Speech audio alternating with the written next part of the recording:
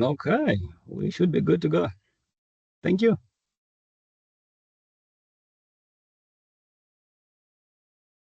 And I'll mute myself.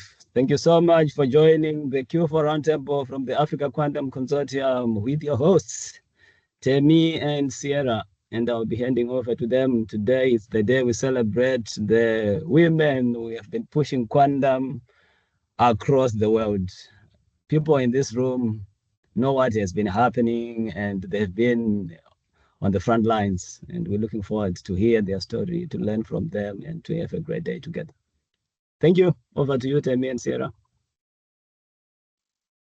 Hi, everyone. I am so excited to be here, and I'm so excited to see all the incredible women that are on the stage right now. It's an honor to talk with you guys. Many of you have been following your story right from day one, and it has been an inspiration to me. Many people don't know some of these women actually inspired me to also go into quantum and to do more in quantum. So thank you for coming. Thank you for joining us on stage. So I'm the program lead at African Quantum Consortium, and I'm also doing my PhD research in quantum computing and also artificial intelligence. So when I look back at this year with AQC, the truth is that honestly, it has been very, very interesting.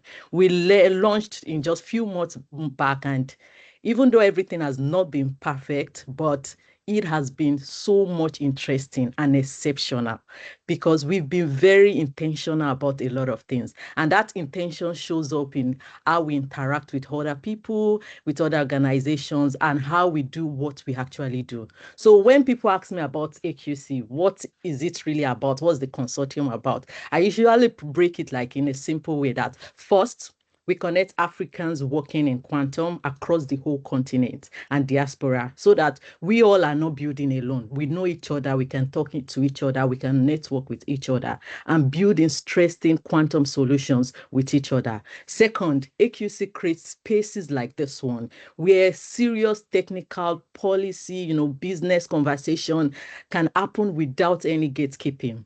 And third, we also work to make African quantum very visible.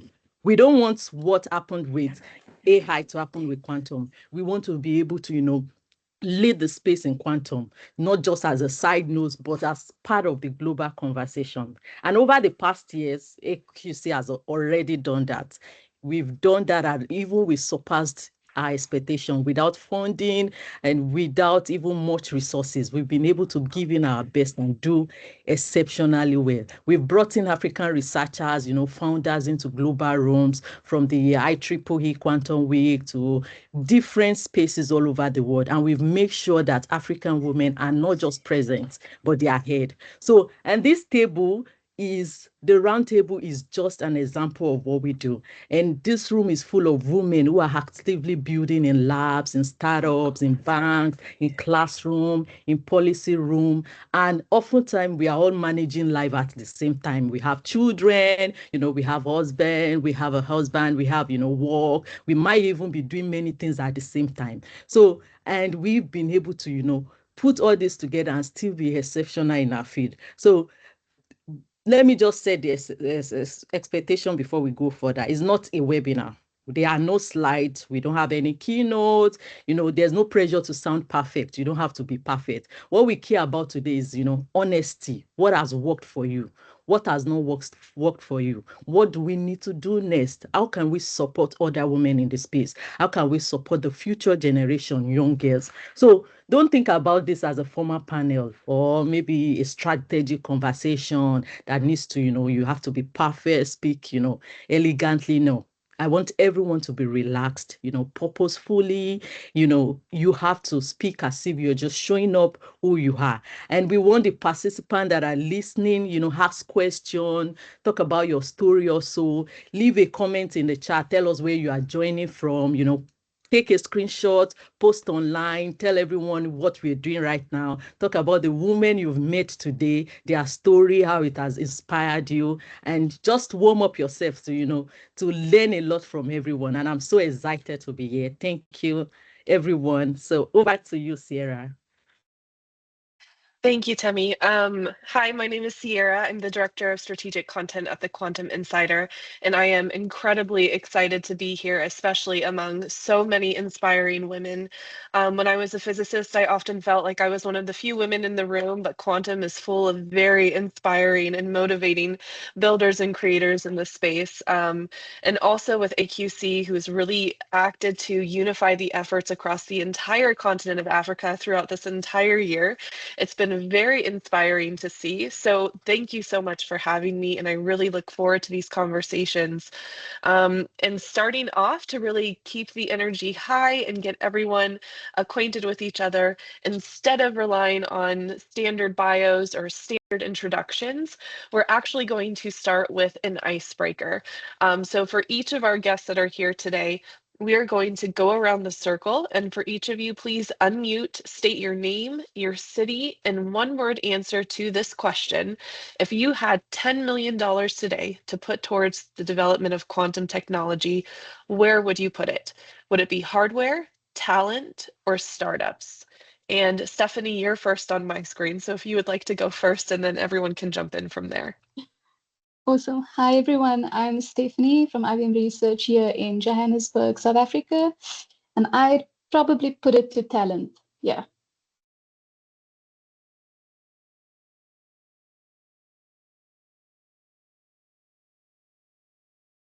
And then Dorcas, you're next on my screen.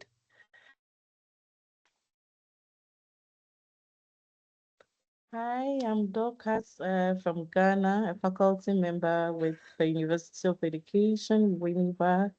I think with that much, I'll be thinking about education and research. And Fumzile? Hi, Sierra, everyone joining. I'm Pumzile from South Africa, based in Johannesburg. For me, it definitely has to be startups. We need people to come up with businesses to run the economy. So I'm from industry, particularly in the financial services, and we do back up, the business banking space. So we do even back up the small ecosystem players in terms of startups. So definitely for me, it will be the small businesses in the continent. Excellent. Hillary? My name is Hillary Kay, and I'm in Southern California, and it's very early here this morning. I think I got the short end of the straw in terms of timing, but I'm very happy to be here. And I probably would split it between the talent and startups. I couldn't decide which one. I'd do 5 and 5. Absolutely. Yeah, you're even earlier than me, so I feel your pain. Okay. And Melvina. Hi, my name is Melvina Corte.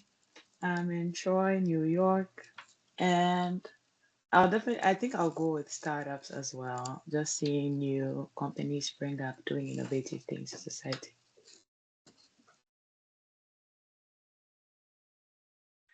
Awesome. And Lorraine. Hi, my name is Lorraine. I'm joining from Kariba, Zimbabwe, where I'm visiting my family for pre-holidays because I'll be leaving before the holidays. I would channel it to talent. I think there's a lot of potential with the youths, but sometimes maybe they are not given enough guidance. They don't have access to resources, know which direction to take. So those are the things I would channel my portion to. Thank you. Thank you. And then Yusra. Hello everyone. So happy to be here with you. Yusra, I'm from Algeria, but I'm calling from Niels Bohr Institute in Copenhagen. Well, I guess I would put it in talents and hardware because we really need to support the talents in Africa, but we also need to think of having our own hardware, either building it or getting it. So Absolutely. Then Angela. Hi everyone, I'm Angela speaking from Accra, Ghana. I would definitely put it in talent. At AIMS where I work, we believe that the future of Africa is the youth, and we need to invest in that talent. Thank you. Absolutely. Tendai? Hi everyone, I'm Tendai Kariwo and I am Zimbabwean, but based in Cambridge at the moment. I would invest in talent. I spent the last 5 to 6 years investing in African talent, and I think talent can build startups and the hardware. So that's where I'd put the money. Absolutely. That's a good take, actually. And then Crystal. Hi, I'm Crystal. I'm usually based in Vermont in the United States, but I am on holiday in the Caribbean visiting my parents and our 2 dogs. And I would specifically focus on talent in the global south. I think that we're not given enough opportunities in the startup world and also in places like Silicon Valley. And there's so much that we can contribute, so many perspectives, great ideas.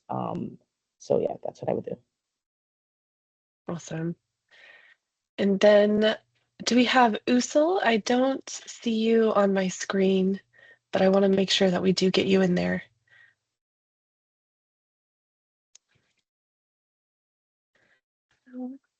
Okay, and is there anyone that I missed, please? Can I speak? Sarah. Yeah, Sarah. Hello. Can you hear me? Yeah. Hello, I'm Sarah from Tunisia. I'm Can you happy to guys be hear me? here. Yeah. All right, sounds good. So I'm Estelle. Based normally in Waterloo. I have a startup, Yannick, but currently I'm visiting Calvin Institute for Theoretical Physics in Santa Barbara, so it's like 6 a.m. here. Yeah, so for me, if I have 10 millions today, I will put that money in quantum superposition, right? I will be the startup that will attract talent and that will build hardware, basically, and solve real world problems with that. Amazing. Thank you. And then Sarah. So hello again, everyone. I'm Sarah from Tunisia, and I'm happy to be here. So I would invest at the same time in talent and in startups because, like, talent, it's the foundation of the capacity, and for the startups, like, where we can practice this. So for me, like, I would invest in both of them at the same time. Absolutely.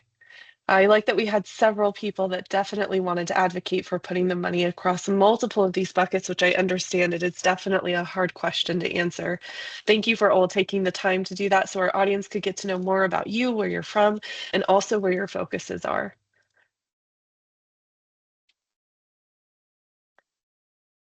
Okay, and with that, we're going to move into our next portion of the roundtable, where we're going to focus very much on myth busting around the technology. And for those speakers, I'd love to welcome Sifafile, Usul, Melvina, Estelle, and Stephanie. And looking forward to speaking with you and asking a few questions. And also, if our audience has any questions, please feel free to drop them in the chat. I think there will be a Q&A later on in the episode. So first up, Sifafile and Usul, who are the hardware builders. So first and foremost, Sifafile, please take us inside the clean room. People think that quantum or feel that quantum is very abstract, but you are actively building the devices. So tell us more, what does it look like to build hardware? What are the misconceptions about device processing in Africa? So yeah, excuse me, Sarah. So Spepile won't be able to join. Okay. Australian time. So sorry for that. Yeah, thank you. No, that's okay. So then, Usul, I do have a question for you. So you've looked at the big picture through the ASFAP strategy. How do we start building this hardware ecosystem? And honestly, what is the end game for Africa? Esau isn't with us yet as well. So let's just look at Melvina and Stephanie. Oh, fantastic. So for our students watching Estelle and Stephanie, I'd love to ask one question. How do you survive as a professional quantum physicist? Is it pure grit, or is it there a method to the madness? Is Estelle gonna go first? Feel free to jump in if you would like to go. Yeah, If you I would like think to go first. Osar is not here yet, so Melvina, you can go. Okay, can you hear me? Yes. Yes. Okay. Yeah, I'm a PhD student, as I have probably labeled on my bio. I'm a PhD student at Rensselaer Polytechnic Institute, and doing quantum work or doing work in quantum. Your question is it pure grit or hard work or something? Like, yeah, I feel like it's all of it. There are days like it's always highs and lows, like it's always a back and forth thing where something works today, another thing breaks tomorrow in my code. So I'm into algorithms, and just reading papers sometimes it's even difficult to understand what people are doing in their particular field, especially when I want to look at some ideas and apply them to mine. And so it's just a constant saying, I'm waking up every day and I'm doing this again. And sometimes it's like a couple of days in, and then it's like, oh, this was simple, or this was easier than I expected, or easier than I thought. But then if I do not get up every day to go and face it or give up because quantum is hard, I mean, it's quantum, I would never really make any progress. So yeah, it's great. It's a constant getting up and having some faith. I believe it's also having a little faith every day. Like just have a little faith that even though it doesn't look like it's going to work out, at some point it is going to work out, or at some point there's going to be some light at the end of the tunnel. At some point, having faith in your ability, my own ability to just decode something, to crack something and find an answer if I just stay consistent. Awesome. Thank you so much. And I definitely think that there's a lot of power in showing up every single day and challenging yourself to do something, and also understanding that progress is not linear. Some days will be more accelerated than others. But Exactly. Melvina, before we move on to the next question, I really meant to give you the opportunity to tell us more about how you got here. What is your unique story? Since we didn't do the standard bios, I'd love to know more about your journey.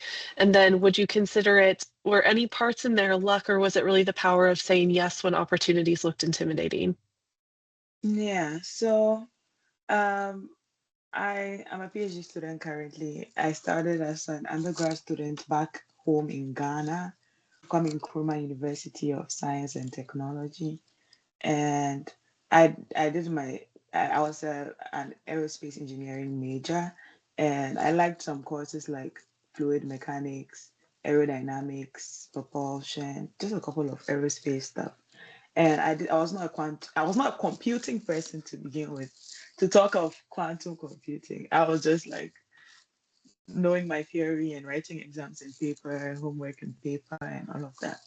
And then I came to RPI, and I found out they had a quantum computer. I always pull this tag. So it was on 5th, yeah, on 5th April 2024, they unveiled their IBM Quantum System 1 Eagle processor quantum computer. And a month before the unveiling, my PhD advisor, who I had just um, found, because I was like, I came without an advice. I was just all over the place, just scrambling and trying to figure out new PhD student. What am I going to do? What's my work going to be about? Trying to craft myself. And then my advisor, Professor Lucy Zhang, she's an innovator. She's in computational mechanics. So she already took a chance on me as a non-computational person entering computing. And then she took an extra chance on me by saying, you know what, let's just go all out. Let's try and figure out the quantum space applied to computational fluid dynamics, which is basically simulation. And so for me, how did I get here? I'd say just it's a mix of different things, a mix of being at the right place at the right time.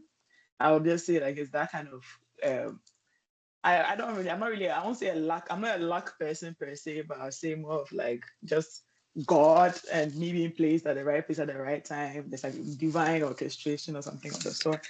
And me just having an advisor who believes in me short. And then just also me being willing to take a chance. Like one thing about me is I'm not going to turn down an opportunity because I know that there are many places where people are looking for an opportunity and they did not get it. I myself, where I'm from, I didn't know anything about a quantum computer. And so coming out here and knowing, finding, I was like, hey, I don't think there are many people like me who would ever get a chance to do any quantum work. So if I have the opportunity, I better respect them by taking it. And so, yeah, I took the opportunity. It's not been easy, as I said. Some days are better than some. Some days I feel like an imposter. I remember going into the IBM Quantum Developer Conference. I met Temi Tope and a couple of other people. The first day when I was stepping out, I was talking on the phone with my friends. I was like, oh my God, I don't know what to step out. I feel like all these people are so smart and know what they're doing. I'm just in this for a year and everything. But when I stepped out and I was having conversations, it was like, oh, I was having very good intellectual discussions. People were, the quantum community was very open, very like willing to learn from everybody else, always like seeing meaning or relevance in everybody's work. And I was like, oh, this is not bad at all. I do have a place here. And so that's how it has been. And yeah, I don't know if I've answered your question. I like to ramble. So Yeah. No, that was a phenomenal answer. And I love, there were so many things you touched on. I love that you brought up imposter syndrome. This is something that I think most of us feel on a regular basis. It comes and it goes. Also, seizing opportunity. Everyone has opportunity at one point or another. It's just a matter of there are some people that take it and some people that don't. And also, the quantum community is actually can be very, very welcoming. I found so many incredible people here. So absolutely, that answered the question. And thank you very much for sharing your story with us. my pleasure. Awesome. And then Stephanie, at IBM Research, you are looking at, or rather, let me step back. Stephanie, I'd also love to hear about your unique journey into quantum as well. And then I do have a question for you after that.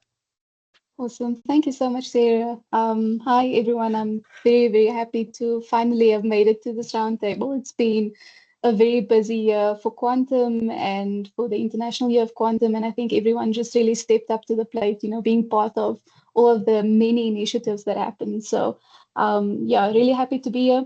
And in terms of my journey, I think the nicest thing for me to now hear from everyone is actually just their journey and their moments of being scared and entering quantum, because that was me as well. I did not study, physics. I actually studied an undergraduate in anatomy and physiology and then in microbiology. So I came from a very different world. But when I look back on my journey, the one thing that was really consistent and remains consistent and part of my DNA is curiosity.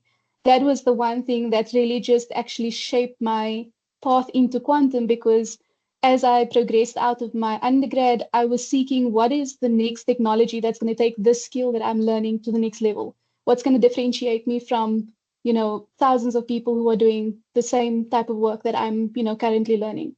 So it was that curiosity for a differentiating skill that led me into bioinformatics, and then wanting to always have, impact on society. I did my PhD in genetics. So as I joined IBM, again, my world, just evolved, going into machine learning, and then over the last few years into quantum computing. So yeah, I think my journey has definitely been very colorful in terms of how I've entered it, but the support has been phenomenal. I think also to what Malvina was saying, it's like literally just throwing yourself into the deep end of a pool and knowing that you will find a way to swim. There's a lot of faith that you have to have in yourself. There's a lot of faith that you have to have in the community, but you also have to be looking for that community. You really have to be open to feeling silly at times. Like I remember going to a physics lab and probably asking the weirdest of questions, and the prof just looked at me. I'm like, you know what? This is how we start. And now I can have conversations with others, and they look to me because I know something more. So I think just that openness and willingness, a lot of vulnerability as well because of how new the technology is. But again, my mindset is from the standpoint of it's quantum today. God willing, if we see the next 20 to 30 years, it's something else that starts with the letter X or Z, it's another technology. And we have to have the same open mindset. So that's really just been my passion in terms of how I've embraced quantum and how I continue to work in the space. Thank you, Stephanie, and big thank you for sharing this story. And the really curiosity is the prerequisite. I've spoken to so many people who are so interested in getting started in quantum, but they feel that they have to be a physicist or they need to go back and get a degree in quantum. And really, it's just about being curious about the science and wanting to learn more. So I really love that you highlighted this. And then at IBM Research, you are currently looking at applying quantum machine learning to problems in healthcare. So I have a two-part question for you. How do you think quantum can help solve these African problems now, not just in 10 years? And then please also give us a reality check on the timelines for useful quantum computing. Yeah, so I think my answer to this question is really around matching our expectations to what we currently have available, right? We know how quantum computers work for the most part. We know the possibilities of, looking really good in terms of, just speed up in solving some of, the biggest problems that we have. So my team has been working on quantum machine learning methodologies, combining both classical and quantum for the workflow, specifically in healthcare, because as I've described, my background is in healthcare. So we've had some really interesting problems, some really difficult problems because of the size of the data sets, the complexity of the data, etc. And those problems are prime for using, methods that incorporate quantum. In terms of how can we solve these problems right now, I think I want to take a step back and say that the biggest thing is for us to be, that thing of having your ears to the ground. We have to be like 10 ears to the ground and eyes wide open in terms of identifying the problems that are most suitable for quantum computers. Not every problem is suitable for a quantum computer, right? Not every part of an entire problem. So again, I think a lot of what I do is about developing workflows and about understanding both the domain part, so the biology of the research, the fundamental biology of the problem we are trying to address, and then diving into the part of it, trying to understand what can be offloaded to a quantum machine. And I think that's where the answers actually start to get a little bit easier, because then we've now broken it down from what seems like a huge mountain into maybe a really small component of something that needs to be simulated. Now, I'm not saying it's going to solve all our problems, but that's the start of it. So again, in terms of the timeline, how can we do it? Now I think we have to look at our expectations. What is it that we deem a success for a particular, domain or space? If it's something in agriculture, if it's something in finance, if it's something in biology, we have to, adequately map that to it's something that would be useful today. And again, to the point of startups, I think this is where we need to work really closely with industry to understand where do we find value, where do we add value to industry and to the banking sector or the medical sector. We have to really understand their problem and then be able to translate that into something that we can solution using quantum computing. So I would say that's really been my mindset and approach, and I hope that we'll be able to have these conversations and drill down to that bit of matchmaking. Yeah. Absolutely. Thank you, Stephanie. And again, this section was really about taking some of those hardware misconceptions and myth busting them. And I feel like something that you said just now was really, really important for those who are watching and curious about how quantum can be applied. Quantum is not something that you apply to a full problem, to every problem, and not necessarily to the whole problem, but there are perhaps pieces where quantum is better suited. And we really want to work on putting together those classical and quantum workflows to solve it in the best way. So thank you again. That was a very, very important answer. And then I'd also love to hear from Estelle. So Estelle, I also have a question for you, but I'd love to hear more about your origin story and how you got started in quantum. I kind of have a more traditional path. I mean, I'm originally from Cameroon. I did a bachelor in physics and master in physics. So, I mean, I studied quantum in school, and then I did a PhD in statistical physics. There was a lot of quantum mechanics there. But then I got interested in quantum computing because my PhD thesis was mostly on quantum Monte Carlo methods. And at the time, we were trying to look on how we can use those methods to simulate quantum devices, mostly quantum annealers at the time. So that's how I got interested into quantum computing. Mostly quantum annealing at the time was about, I don't know, 10 years ago. And yeah, I got very much excited that you could somehow benchmark the behavior of quantum devices just using classical devices at the time. So that's a little bit of my journey. It's more of a traditional path. Yeah. Absolutely. Awesome. And then that brings me to this question. So you went from pure research, this traditional path, to founding EONIQ. And this is a really big deal because it's a big difference to move from scientist to business. So what made you start this? And why do you think that finance and derivative pricing is the wedge for African quantum utility? Sounds good. Yeah. So as I mentioned during my PhD, I was trying to mimic quantum annealing using classical methods. And one thing that I was very much getting annoyed about was the fact that at the end of our papers, we're writing, oh, we can use this method to solve real world problems, right? And at the time, I had D-Wave that actually did build a quantum device and was trying to solve a real world optimization problem. And so when I moved to Canada, I started doing my postdoc. We work on more methods. We added generative AI into the stack. And then you had the opportunity to file a patent, and the opportunity was given to me to basically create a startup out of that patent, right? And I was like, okay, so maybe this is a moment where I can really see whether these techniques can help solve real world problems. And we decided to found EONIQ. For us, getting into finance was kind of, as we thought about 4 years ago, the easiest was for us to demonstrate that algorithms can actually bring some sort of value. Because my co-founder is, Bernard Rampas, he has a PhD also in condensed matter physics, but then he worked in a bank.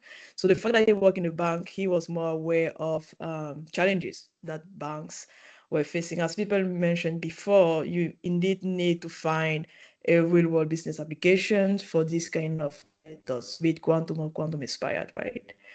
And so this is when we kind of decided for the time being to focus on finance. At the time, we started with derivative pricing. We tried to solve it on D-Wave at the time. Maybe I should mention that. But anyway, it didn't work out because at the time, the current state of quantum devices probably also today is not yet where we expect to be. We have algorithms.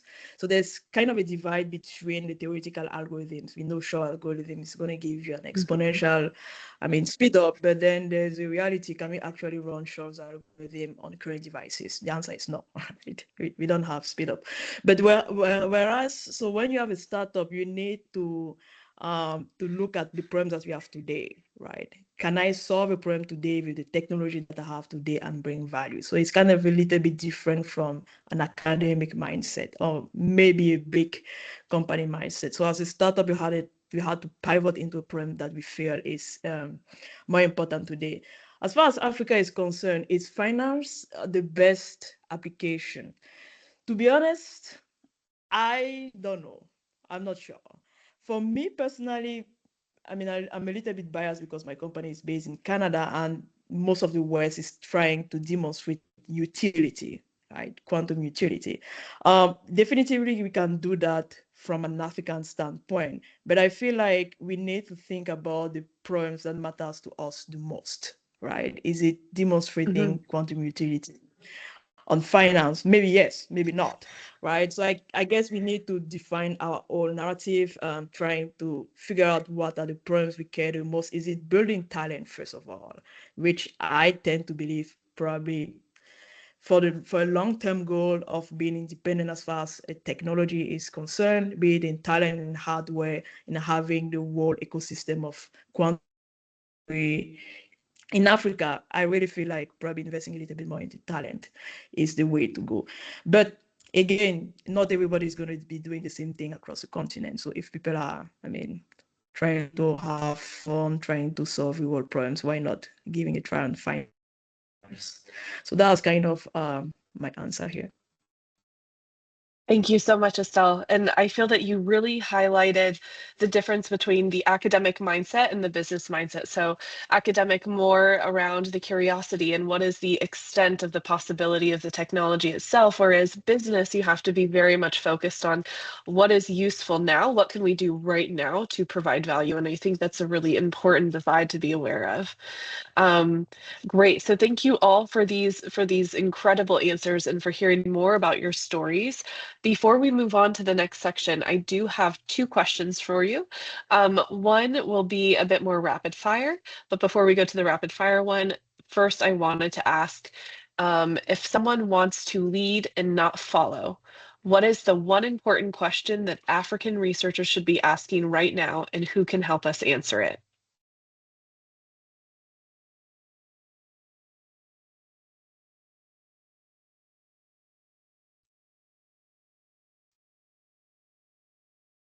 And whoever wants to go first, feel free to unmute and jump in.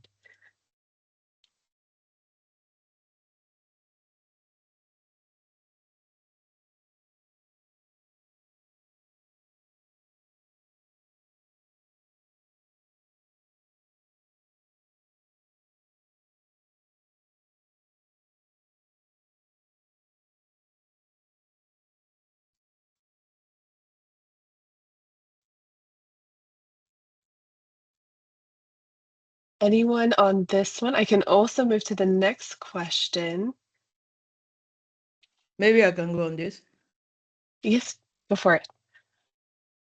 Yeah, I mean, if I were a researcher currently based in Africa, the one important question I would be asking is how can government develop structures so that we have the ability to develop talent with a specific kind of expertise on the ground, so that this talent can go on to become either professors of quantum computing or, I mean, startup founders. But we really need to be able to develop infrastructure where we have funding, enough funding for graduate students and PhD students.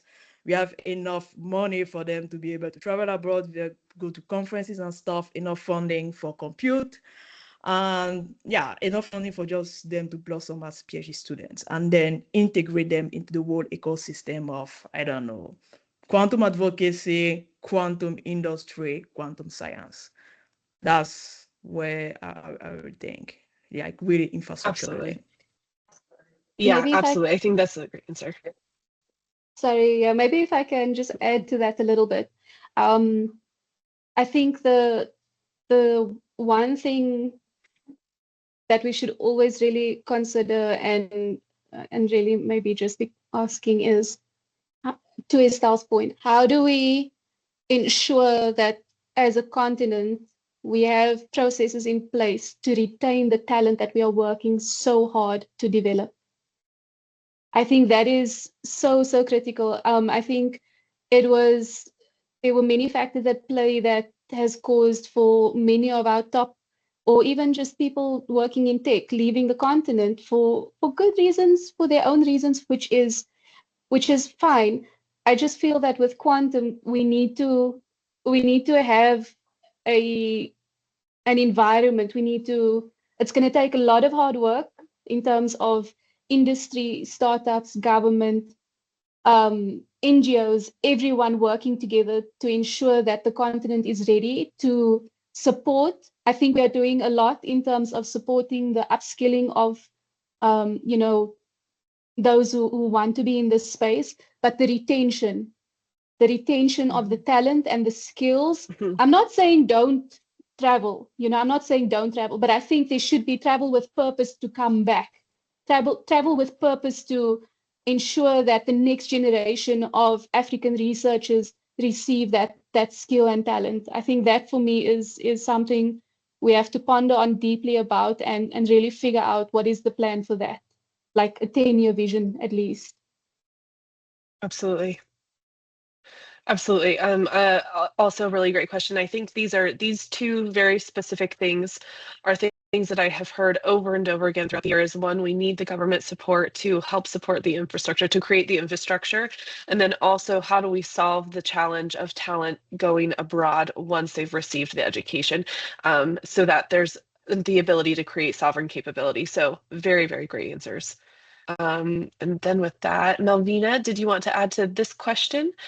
And then I can move on to the rapid fire.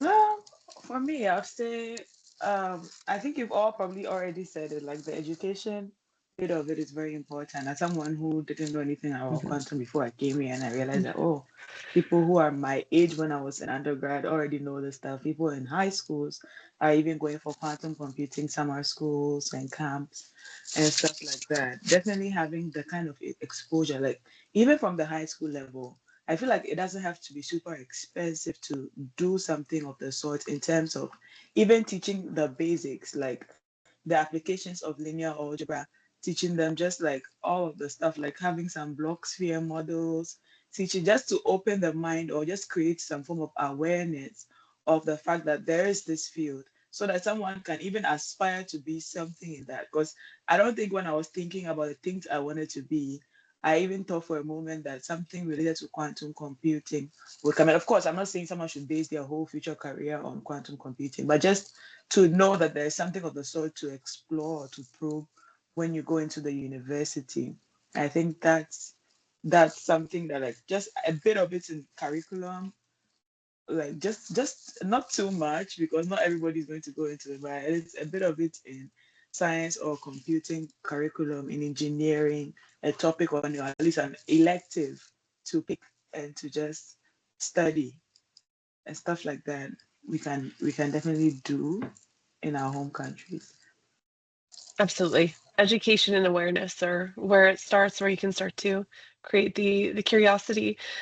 So keeping an eye on time, we want the answer to the final question to be just one sentence.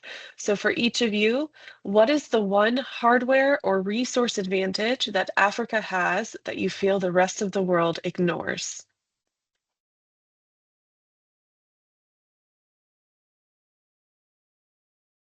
Can I start? Go for it. I think the one resource advantage we have is problems. We've got real problems on the continent, and I think this is really the opportunity for us to turn that into gold. So, all of the challenges that we have, from, water purification or optimizing our roads, like our infrastructure. We've got so many problems. We just need to figure out, again, where's the value for industry players? Do we get their support? Do we get their domain expertise? And then we are the ones sitting with the curiosity to solution it using quantum computing. Like, yeah, we've got so many problems. And I think that's our superpower right now. And we need to channel that into solutions using quantum computing, and along with HPC and every other technology out there. Amazing. Absolutely.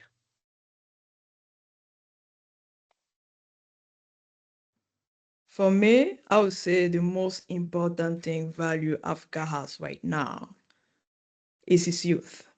A very young continent. All the other continents are aging, right? No wonder, there's a lot of policies about immigration and brain. But if we can tap into our youth and really train them, Africa is going to boom, like literally. This is our most important value right now. Yeah. Absolutely. And then Melvina, what is your... I think the world definitely overlooks how smart people are in Africa. Like, I'm a PhD student. I have come to school. I've met a lot of people from different parts of the world, and like, it's hands down that Africans do compete very, very well intellectually. I I think people do not recognize or do not note around the world that there's, like, the voice of the young people in Africa is very relevant in terms of what they have to offer, what we have to offer, what we know, and even just our simple ability to even communicate these things. Because I've been in places where people will be like, well, suppressing shock at just my ability or my knowledge. And I'm like, I wonder if it's like a general across the board thing where they do not know, like they do not know how. I mean, of course, we have ways to go in terms of the quality of our education system, but I think we do have very good education. Whenever I'm in class and well, as a TA, as a student, in different situations, I've always looked back on things that I learned from high school, even from basic school, and be like, that was really good. Because I've met people and like, you do not know this? Like, I was taught like back at home in Ghana or in Accra, these things were so fundamental to me. And so it comes to a point where I noticed that do people not know that like a lot of great things are actually going on in a sense where I actually have a lot of friends I know who are very intellectually superior people. Like they really like some of the most brilliant people I have met were people I were in class with in my undergraduate years, and they are still doing really cool things. And so just knowing the fact that there are actually a lot of smart people out or back at home in Africa who have so much to contribute, so much improvement or so much um, development to contribute to the field if, as I said, they were constantly involved in these big decisions or these um, being added or included in opportunities for these learning and growth. We'll definitely be able to, the world will definitely be able to see and benefit from these rich minds. Absolutely. The talent is really everything. Thank you all for your answers. It was very, very great to hear each of these. Also, thank you all for being in this session. I loved hearing about each of your very unique journeys and entries into quantum. And I feel that the takeaway here is very much one of pursuing curiosity, of pursuing the pursuit of solving problems for the greater good. And it was great to hear from each of you in that regard. So for the next session, I'm going to invite the next round of speakers. So we have Temi, Lorraine, Sarah, and Dorcas. And we're going to be speaking on the state of quantum in Africa. Fantastic. Okay. So getting started, Temi, you hold the data. So you led the African Quantum Consortium white paper and also gathered the diaspora at the IEEE Quantum Week earlier this year in New Mexico. And of course, many of Africa's women shined at the Quantum Developer Conference in Atlanta. So sifting through the noise, tell us, what is the headline for African Quantum in 2025? Is it just noise or is there traction? No, not just noise. So 2025 is actually the year African quantum stopped being just a normal conversation. So it started to become an agenda that every country wants to get into. So for a long time, we have the energy, people say we have the talent, we have the, youthful population, and we have individual wins. But what we have right now, it's beginning to see that we are beginning to align on different fronts. And that is why I was really passionate about the AQC white paper. So in the white paper, it was written to explain what quantum actually means to Africa. And it was written because African quantum ecosystem has reached a point that we need coordination, we need a clarity, and we also need a shared direction. We don't want to be fragmented all over different regions. So we have, the Northern African doing theirs, Southern African doing theirs, Western just doing theirs without any coordination all around those nodes. So we wrote it in such a way such that each of these nodes can come and read the white paper and understand what exactly can be done for them to, come together as a whole continent and, drive quantum in Africa. So when we led the white paper, what became obvious quickly was Africa doesn't like ideas. We don't lack the ideas. So we don't lack, the operating system. We have people that are exceptionally brilliant in the continent, and we're able to pull together who is doing what, where the real capability is, schools that are already doing things in quantum, startups in Africa that are already doing quantum, and also professors and funding presently going into quantum in Africa, systems and even strategies all over Africa that are doing quantum. So it was incredible, actually. I was very surprised myself to see that a lot has been going into quantum in Africa, a lot. If you go and read the white paper, you see details upon rows of different initiatives, different startup, different funding, different resources, and even hardware that have been going into quantum in Africa. So the key point is that the document becomes like showed us exactly what is possible in an ecosystem that we are maturing past the noise, and we are going into actually innovating in quantum. And also during the IEEE week in New Mexico. So the IEEE is like an international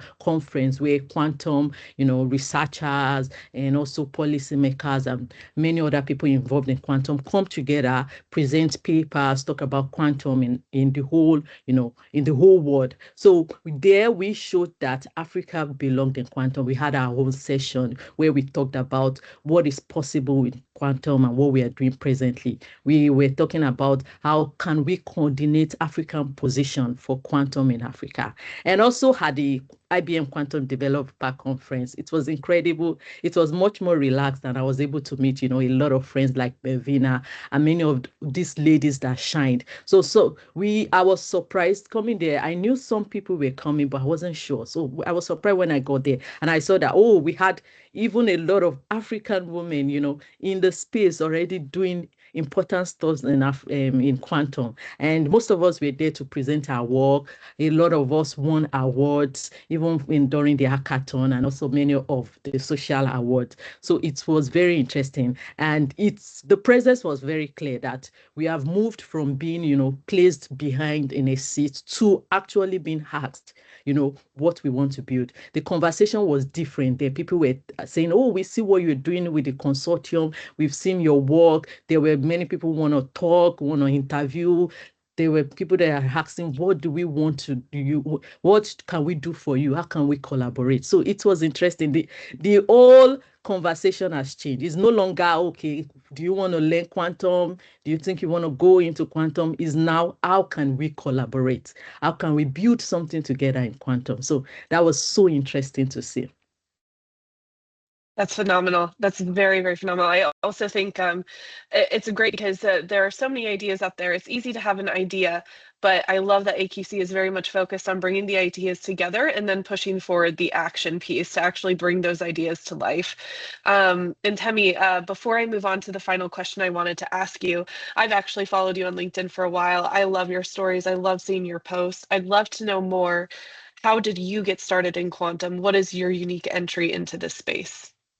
Okay, so I traditionally even did not like science, actually. I never loved science. I wanted to go into, something artistic. I loved, acting, writing stories, drawing, all through my high school. That was what I wanted. But my dad saw something in me. He was like, okay, I think you would do better in a science field. At first, I was like, no, I don't think I want to do this. But I was in a science field in high school, and I was doing science. I wasn't really interested in it. I was just, but then something happened during, there was a very long strike where universities in Nigeria was not, in session. So my brother was back home, and he was an engineer, an undergraduate then, and he loved science. He loved physics, he loved math, he loved everything science. And during that time, he decided to homeschool me for, some period of time. And then it made me fall in love with science, because the way he explains physics, oh my God, it says it like from stories, with songs, with the way he explains things like was always captivating. And even though sometimes I avoid going to him to ask questions because it will start from the beginning, who started what, the history of all these, theories. So it made me fall in love with science so much that I decided that I want to do physics. I want to do physics for my bachelor's degree, for my master's degree, and also for a PhD. So I went into physics, and even to then, it was still my coach, because even when I wanted to do AI, I was at first in physics, but I fell in love with, computing and coding. I wanted to go into AI. He was the one that taught me everything, the maths behind AI. I will be on phone with him for hours, teaching me math behind every of this algorithm. He's presently a professor here in the US, so he's doing what he loves, teaching, and he was able to impact me. So that's why it's good for people to see, young people to see people around them doing things they love, and it would be able to impact them in terms of mentorship, in terms of inspiring them to also go into the field. And something cool was that they didn't see me as, oh, you are a girl, so why should you go into science? My family pushed me, people around pushed me into also doing, things in quantum. And they're always in every of my sessions supporting. My sister is here listening, even though she does nothing quantum. She wants to listen in and, support. So it's so cool to have, people around. So that's why any girl used to support them, even though you're not sure this is the path for them, but at least the support means a lot for everyone. And through that, I was able to get, a research position in quantum. And right now, even though I didn't believe it when I started my PhD in 2023, because I was on a PhD before in physics and decided to pivot and start over again in quantum computing, I didn't know that I would be able to get where I am. But I would say it's just God, the support of many people, and also resources made available to me. And right now, I can say that I'm proud of, what I am right now. And I know there are a lot of people supporting me, and that is, my backbone right now. That's a beautiful story. Thank you so much for sharing. I love hearing that he saw this in you and really pushed you to pursue it. That's amazing. And I completely agree. I think the support of others around you is so important. So I'd love to hear, when you were in New Mexico and Atlanta, what is one thing that the diaspora told you that you believe the local community absolutely needs to hear right now? Yeah, so one thing people keep saying, and I said it before, they want to, plug into what we're doing. They know that Africa has the talent. We have everything, to get this technology to the next level. And they know without us, some of these technologies will not, get to the level they want it to be, because we have the large population. We have people who could, give their time, give their knowledge, give their innovative skill into this technology. So they want to invest. That's the truth. They want to invest. If you have startup ideas, there are a lot of resources available that want to invest in, people coming from Africa with incredible, ideas in quantum. They want to collaborate. So they don't, it's not just like, coordinates Africa or no, they want to collaborate. They want to work with us in most of what we are doing. They just don't want to mentor. They want to build with us. So that is like a shift in the conversation. For many of these technologies, we've been led behind. We just, learning from others. But right now, I can see it's different in the quantum space. We are there also at the forefront. So that is very different and very interesting to me. That's amazing. That's amazing. And I completely agree. I think that quantum is full of people who are they have the energy and they want to push the technology forward. And that's usually through partnerships and collaboration. So love to hear that. And then now moving on to some speakers, Lorraine and Sarah. So I'd love to ask this next question towards both of you. So feel free, whoever wants to jump in and answer it first. We often talk about the struggles.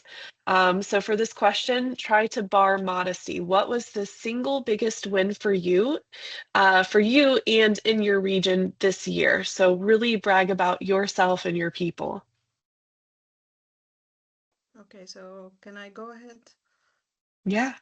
Okay, let's present myself firstly. My name is Sarah. I'm a physics PhD student holding master's degree in nanophysics and nanotechnologies, where I studied quantum mechanics and quantum technologies.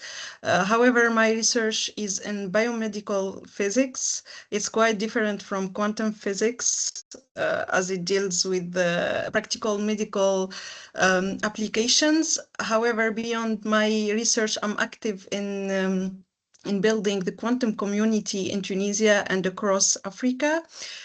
I'm a board member of the Tunisian Quantum Network, Quantum Youth Branch.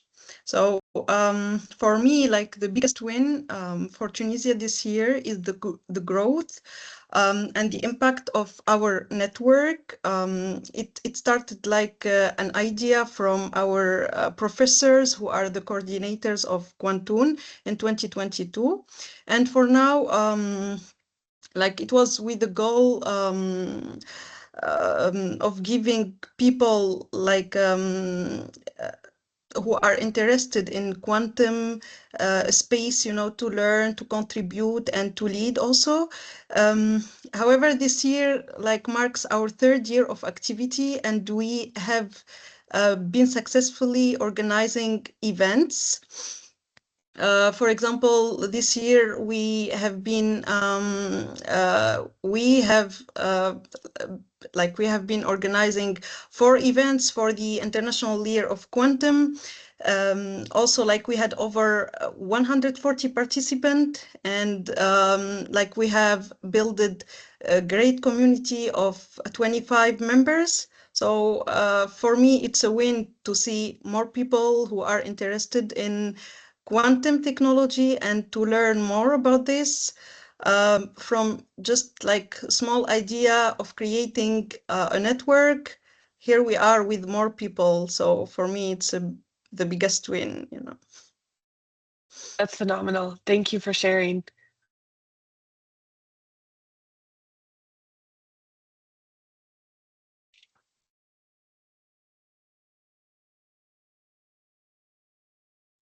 Am I audible? Yes, you are. Okay. So for me, the biggest win was the amount of attention that quantum has gotten and the steps that have been taking place in Zimbabwe. I left August 2024 and relocated to Canada, and then I came back this year in August. And I was so excited that when I came back, the conferences that were talking about quantum computing, one of them actually went and we presented a paper on how we think Zimbabwe could pay attention more, like the next steps that they could take with universities in terms of quantum computing. There was also another conference that I attended a few weeks ago, Zimbabwe conference for ICT, and their main theme was AI, quantum computing. And I was so happy to see that because when we started working on quantum computing around 2020, 2021 in Zimbabwe, in all those years, you know, you keep talking about something and, you know, it's like our message was not being heard. At least that's what it felt like. And now it's so exciting to see the fruits that, okay, people are paying attention. Okay, universities are like, you know, how can we get on board? We're now at a position where we are giving talks at universities, where we are working on universities on, you know, white papers on how they could embed quantum computing into their programs. There are certain institutions that are already starting working on that. There are some students at the universities that are already also working on quantum computing projects. So I'm so excited that the country has, I mean, even though what felt like an unheard message, it feels like now, okay, I'm seeing the fruits, which is so exciting. So I'm happy that, you know, Zimbabwe is like awake and active and, you know, actually doing things towards it, you know, working on, okay, how can we develop a government policy in relation to quantum computing, not just AI, but, you know, now there's this, you know, emerging technologies, we should jump on board, we should be involved. So I'm really happy and excited about that. That's great. That's great. So what I'm hearing is that in both the Zimbabwe and Tunisia, we're seeing a lot of activity, a lot of movement, a lot of efforts towards pushing it forward. So we focused on the wins. My next question for each of you is, related to the blockades. So if we don't name it, we're not able to fix it. So be honest, what is the #1 blockade that you think is stopping you from winning in 2026? Is it policy? Is it internet? Is it financial resources? Tell me what you think that challenge is.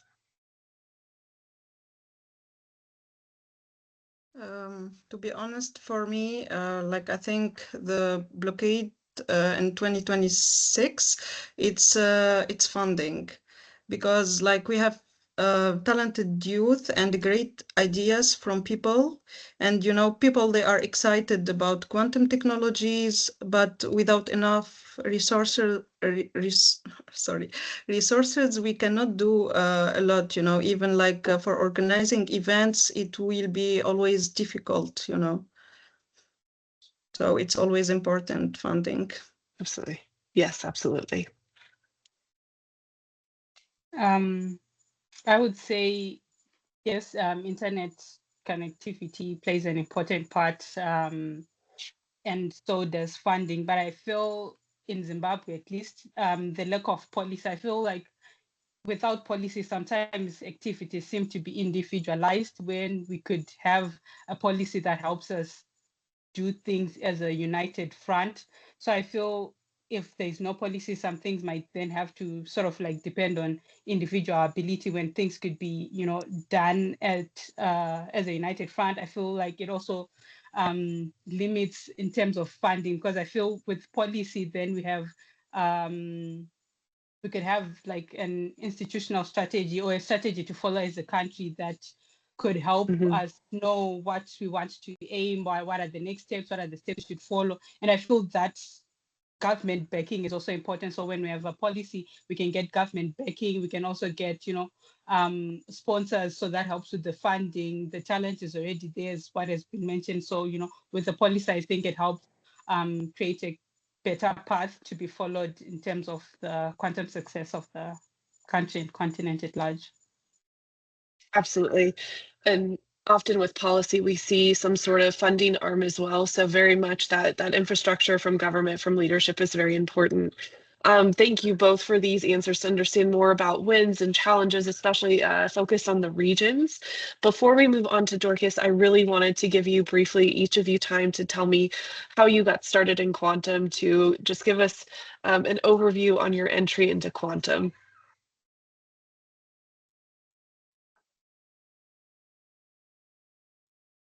Okay, so I will start.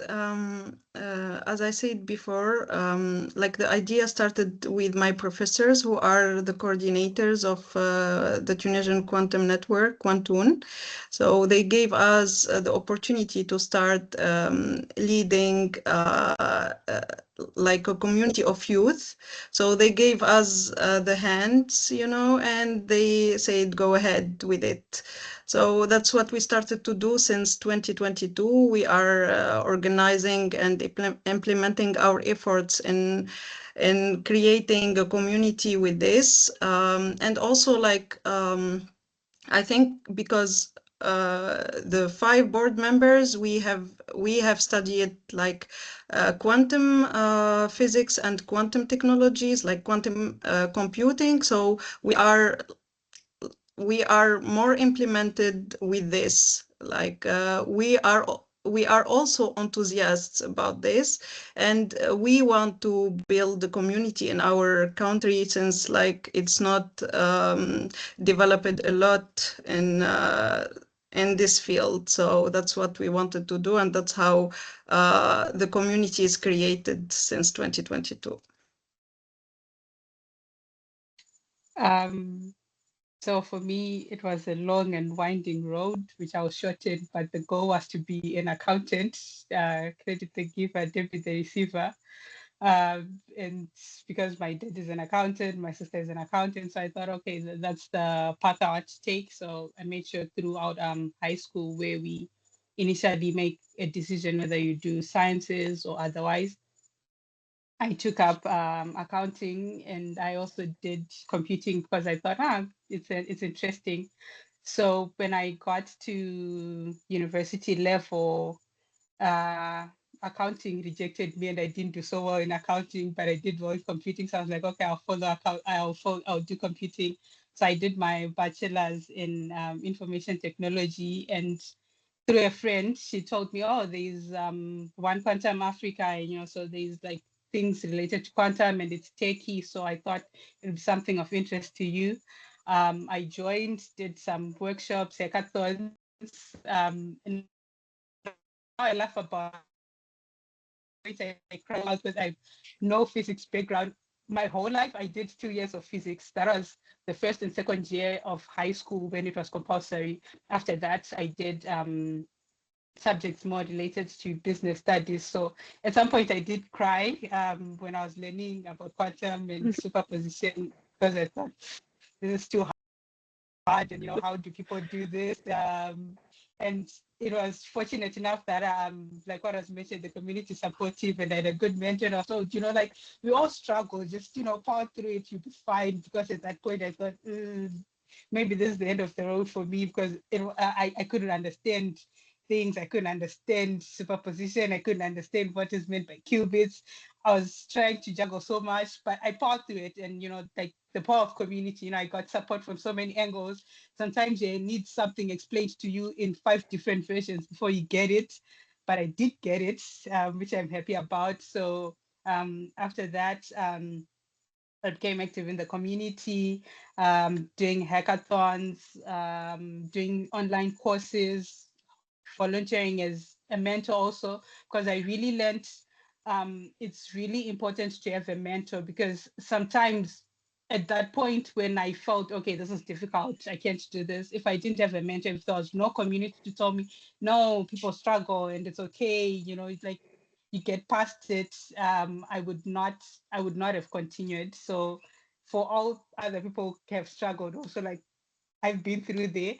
And then after that, I applied for grad school. So I did 1 year of internship in Canada working on quantum machine learning. And then next month, I'll start my master's in quantum computing, more focused on machine learning, but more from the side of computing, since I don't have the most solid of physics background. But it's so nice to have a community. It was through community and the women in this room. I'm so happy to see so many women here that I'm familiar with. They have been, very supportive throughout my journey, throughout the ups and downs. The women here are really amazing and been so supportive. So in case I've never said it, thank you so much for your support and just being inspiring, because sometimes it's not what someone says, but it's what you see them struggle through and power through. And then you're like, okay, if she has done it, I can do it too. So it's motivating. So yeah, that's how I ended up in quantum. Maybe someday I'll embed accounting into the mix since it's something I've always wanted. But for now, I'm happy with just quantum machine learning. That's awesome. Thank you both so much for sharing more about your stories. And Lorraine, I'm pretty sure we've all cried a little bit when learning about quantum. So I think this is a normal rite of passage. And with that, Dorcas, love to hear from you. So before I get started with the question I'd like to ask you, I'd love to also invite you to share a bit about your entry into the quantum world as well. All right, thank you so much. It's great to be here and to meet wonderful ladies in the quantum field.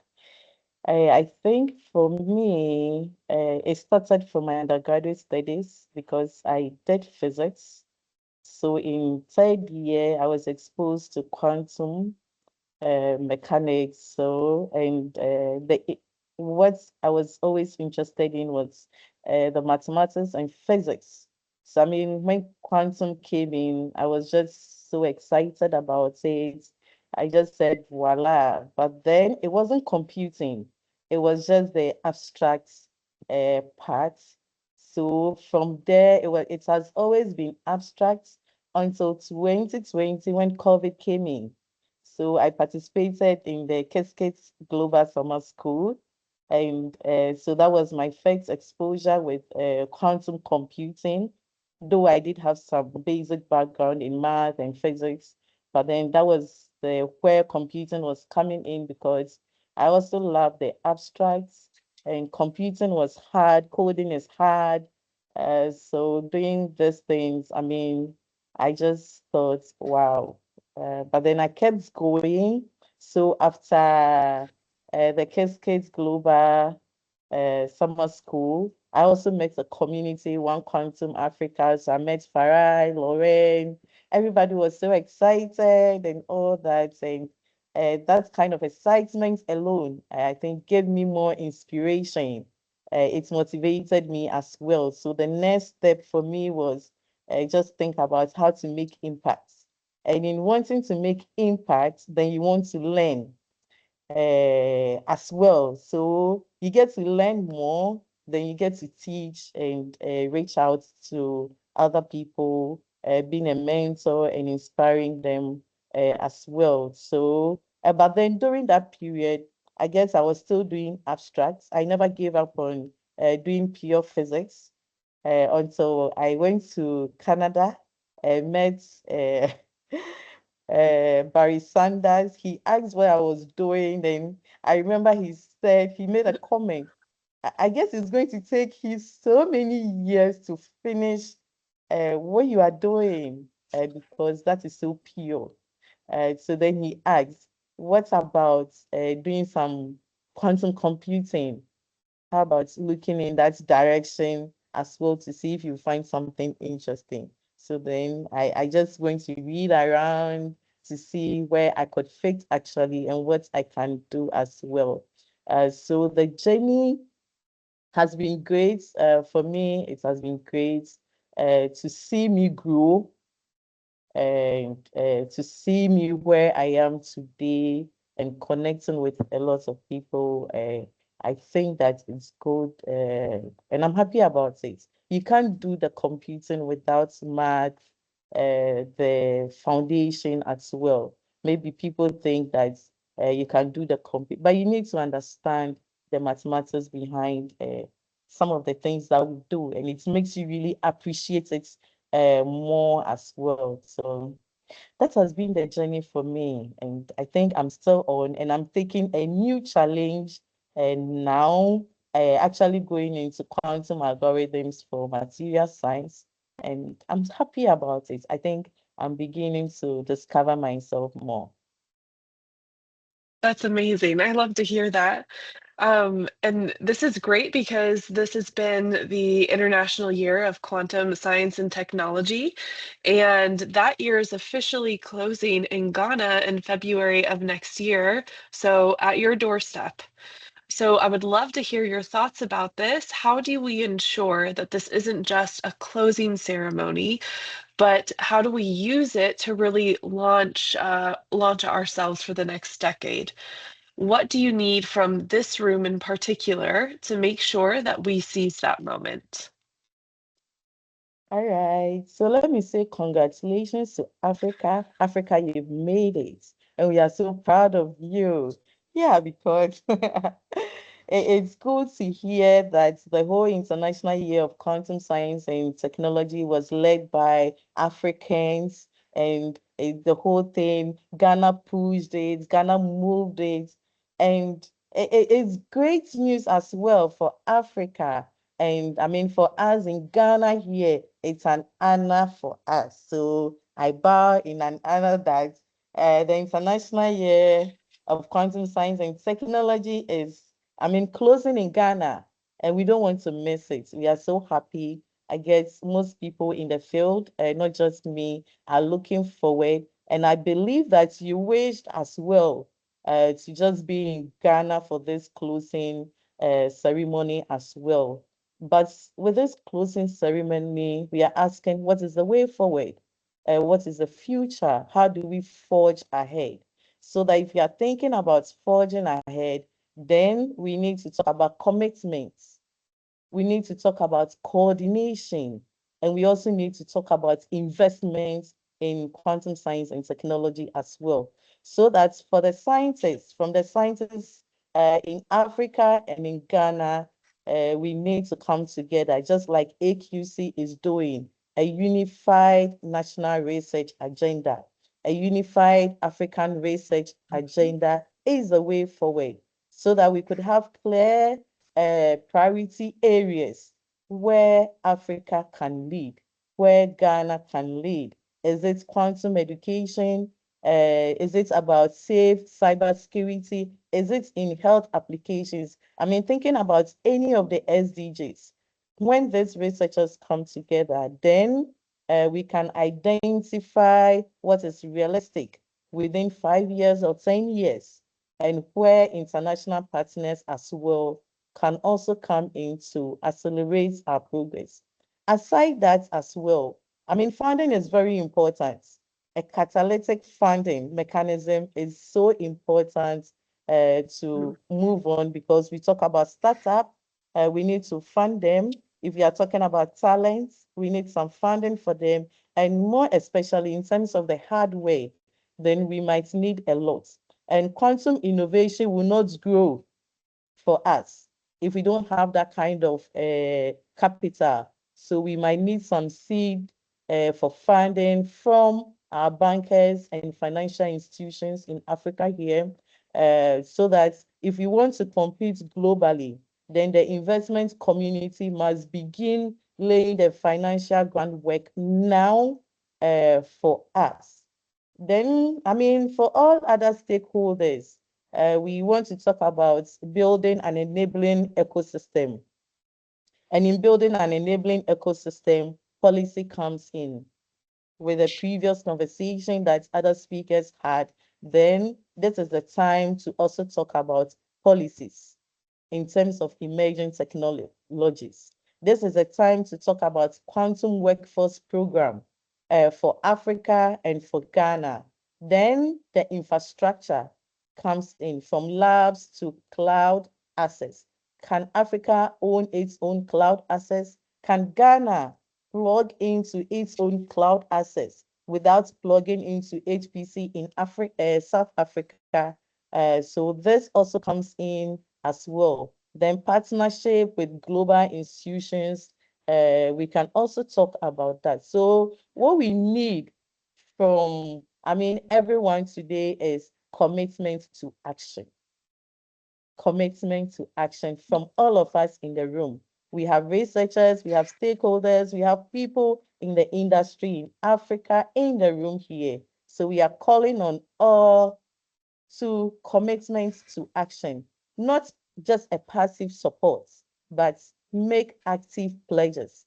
If it's funding, if it is training, in terms of, I mean, collaboration in joint research, and let's have concrete timelines that we can all stick to as well. So that if you're able to align our expertise and our resources, then the closing ceremony won't just be an event. It will be Ghana's declaration. It will be Africa's declaration that we are ready to lead. We are also ready to innovate, and we are ready to shape the continent's quantum future as well. So I think for me, this is what I think. Thank you so much for sharing, Dorcas, and I completely agree. The International Year of Quantum has had many, many, many events. I've seen a lot of the same people all year long, which has been great, but it's only useful if when we come together at these events, we're very focused on commitment and action. I completely agree. So thank you again, Dorcas, Sarah, Lorraine, and Temi, for hearing about your stories, and also as well as all of your answers to these questions. Before we move on to the next section, I just want to do one very quick question. We'll have to be brief because we are watching time. So I'm just going to ask one of the round robin questions. The first one being that it's one question rather, sorry. The global north is stuck trying to retrofit legacy infrastructure. Africa is building from scratch. So how is the clean slate actually the speed advantage? Where is Africa moving faster than the developed world, specifically because they don't have this baggage of legacy infrastructure? And quick one sentence answers, please.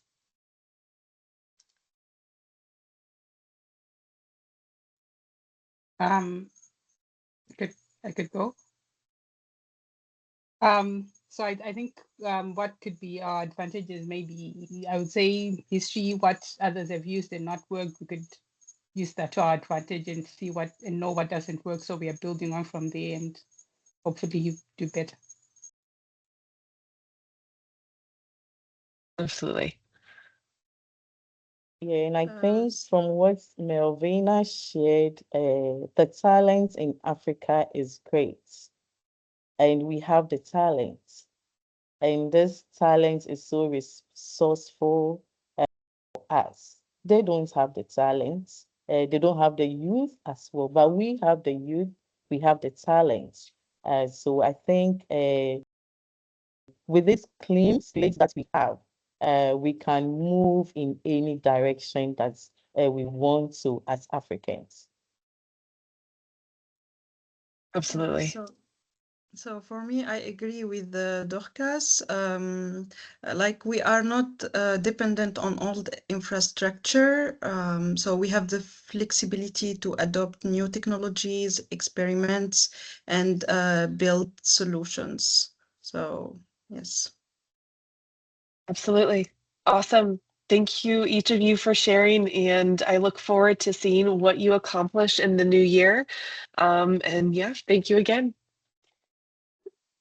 So our next session is going to be related to the boardroom. So money, strategy, security. And with that, I'd love to welcome our next set of speakers. We have Tendai, Phumzile, Crystal, Hillary, and Yusra. So I'll give you each a moment to get here.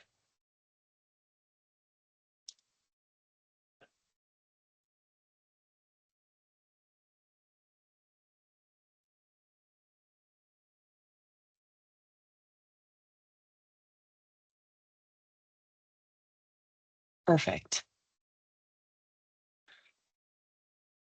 All right, so let's talk about funding, which has come up many, many times in this conversation. So Tendai, first, before we get started, I do have a question for you about capital. I'd love to briefly hear about your entry into quantum. Great. So I blame Farai and Lorraine for dragging me into quantum, mainly during the pandemic. And Farai insisted I need to know about quantum. I mean, to start off with, I didn't like maths, didn't like physics at school, and it comes down to how you're taught at all. So I'm surprised I ended up in sort of a whole spectrum of financing positions, but I was dragged into quantum. I've always been a tech enthusiast. So I am an enthusiast. I am in the process of co-founding an AI first company, so which is a departure from what I do anyway. But I just thought it's important to be a part of this ecosystem. So whilst I'm not a practitioner, whilst I'm not creating quantum products, I can play a role within the ecosystem. And Farai insisted that I should play a role. So, and I'm glad you dragged me into it. Amazing. Okay, so capital is on everybody's mind. I've heard it come up many, many times this session, as we usually do when we talk about quantum. So let's be real, external donor priorities are shifting. The old aid model is dying. Quantum is long-term, it requires a lot of funding. So what does a bankable African quantum NGO look like in 2026? Is the future corporate? Is it crowdfunding, or is it something else? It's all of the above. It is all of the above. I think we have recognized over the last maybe 2 decades that the old models of aid have changed, have evolved. I think the recipients more than the donors, were sort of screaming and shouting, this is not working all the time. So I think the recognition that those models were not working has sort of created this movement of change. And it started, I mean, there's loads of hashtag movements about shifting the power, all of that. But I think what's been really important for me to observe in the last few years is not just, we are doing a hashtag or we are doing email petitions. It's the actual shift from donors and funders to saying we are going to work in partnership with local NGOs on the ground. They are the experts. And also the movement from facilitating sort of workshops, any sort of skills transfer, they're actually saying we were going to learn. It's mutual learning. And that's one of the things that has excited me over the last few years. Working in my space of philanthropy, because this is a space I work in for a little while, it's noticing that philanthropy is moving from we will write the check and we will tell you what to do with it to actually how can we work together? And I'm not going to say the majority of them are doing that because the old structures are in place. They've been around for decades. I mean, they're not going to change overnight. However, having them sit down and saying, right, we understand, you know what you're doing, and we have the checkbook. How do we work together to create a sustainable solution here? Because it's all about sustainability. If for 60 years you've been funding poverty and we're no near to ending poverty, then something is clearly broken, right? So it's then starting to listen to the beneficiaries and seeing what works. So for an entity, and I call AQC an entity, I know it's a federation and it's a whole community. AQC, it's about looking at who are our partners, who shall we work with? Do we work, if we're working with corporates, are we aligned? Are our missions aligned? Our core values aligned? Because what you don't want is that relationship of being the paternal relationship we had before of there's a check, do what you need to do, to actually AQC knows what they're talking about. We've got all these experts. I've heard from wonderful people talking in the last hour. They're experts in what they do. You also have experts like myself and people on the screen who know what they're doing in terms of structuring the entity instead, and also CSR, crowdfunding, and that is also evolving because you've got the diaspora. We've got disposable income who want to be involved. And I think AQC's role in stimulating this giving, this new form of engagement with funding is by articulating its story. Let's articulate what AQC is trying to do. Clearly, what is the impact we're trying to achieve? So as a donor, if I'm sitting here, I'm looking, researching, what does AQC do? How do we align? What are we doing as an impact? That is the key thing for AQC. And I think I've strayed from what you've actually asked for me because I get passionate about stuff anyway on there. So just thinking about that, I think, as I said, all of the above. So we are not going to encourage, as I say, I'm not going to encourage the perpetual fundraising cycle that we've had of, charities, NGOs perpetually asking for money. That's not sustainable. So this is where it's always a rallying cry to my clients, to my peers who are in the funding space. Let's have a bit more trust-based philanthropy. Let's support organizations on a multi-year basis. Let's understand what they need. Right? And then let's commit to the future, because this is how we can work together. A one-off check is not going to work to solve the problems. But I think if we have trust-based sort of partnerships, that would work for us in the future. And of course, and the final thing I have on that is I do like this new emerging model of sort of the founders sort of reinvesting into the entity. So if we have startup founders within the AQC ecosystem, as they start to, generate significant amounts of wealth, just reinvesting back into AQC as well. It's almost like taking a pledge, like a founder's pledge. When we reach X, I will be able to do Y on there, because then that way you reinvest in the ecosystem so that the entity is sustainable for the long term. Thank you so much for sharing. Yes, yes, it does. That's a phenomenal answer. Like I said, this is another one of those questions that we hear across the board, across the globe. How do we fund quantum? Because it is a long-term game. And I actually do think the part where you said that you felt like you strayed, I actually think it's really relevant about being able to very, very clearly dictate what is the potential impact, because this is what we want. Those who have the potential to provide funding, we want them to understand why we're so interested in funding quantum. So thank you so much. For our next speaker, Yusra, I'd love to welcome you to ask you a question, but of course, first and foremost, please tell us, how did you get into quantum? Oh, this question that I get whenever I go either in a conference or presenting quantum somewhere in the world. So my background is computer science, but I've been fascinated by physics since I was in high school. And unfortunately, like the reality, so I came from Algeria, and the reality in Algeria that if you get your baccalaureate exam with like a really good average, you're gonna choose between computer science or medicine. So these are kind of the most promising career paths that you can choose. And to choose to study physics just to go to the regular university is not something that you'd be recommended by your parents or people in your community. So my case was going to computer science and then getting introduced to quantum computing at the end of my first year at university, where I found myself having a place where I can bridge my love to physics with my passion to computer science. And I took it from there. It was a lot of self-learning, I would say, because at the time we didn't had any curriculums about quantum computing at my university. It was a lot of like me trying to connect to the global community of quantum computing, trying to attend a lot of online events, a lot of online trainings, getting and putting myself into hackathons where sometimes I didn't even understand what the hackathon is about, but I go and I code the solution and I try to make it work. And then I started like doing some research internships, and then I got introduced to research.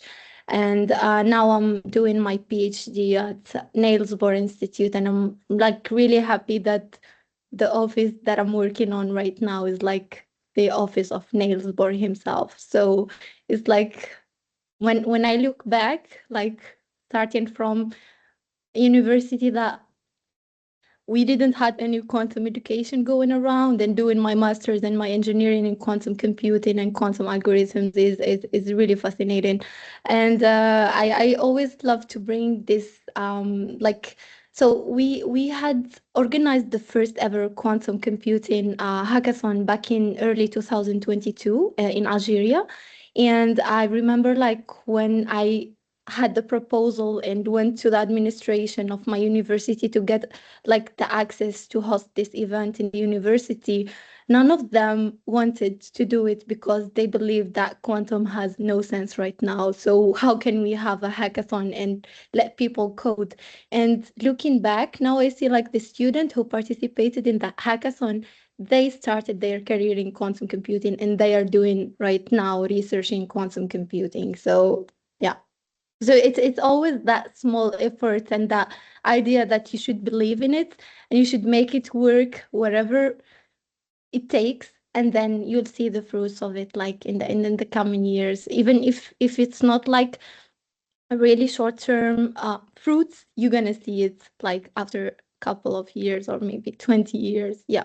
So Yeah, absolutely. Thank you so much for sharing. Also, really, really neat about Niels Bohr. Love hearing that. And for you, what I'd love to ask is really centered on another question that's very, or another topic that's very highly requested in quantum, which is timelines. So looking at the clock, Agenda 2063 isn't just a dream, it's a deadline. So we're on our way to 2030. How do we prepare the youth now to work in a future economy? Africa has the population, but does it have the pedagogy? How does Africa move from quantum awareness to quantum employability? yeah. So we always hear people saying that we have the talents, we have the youth, and we actually do. We have the smartest minds that exist in this world. And I can say that the first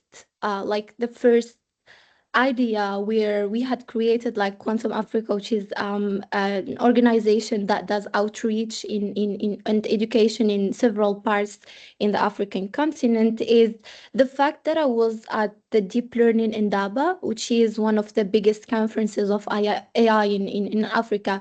And in that place, like I always love going every year because I get to meet the most and the smartest people from all around Africa, sitting together for a whole like 7 days and having endless discussions about technologies.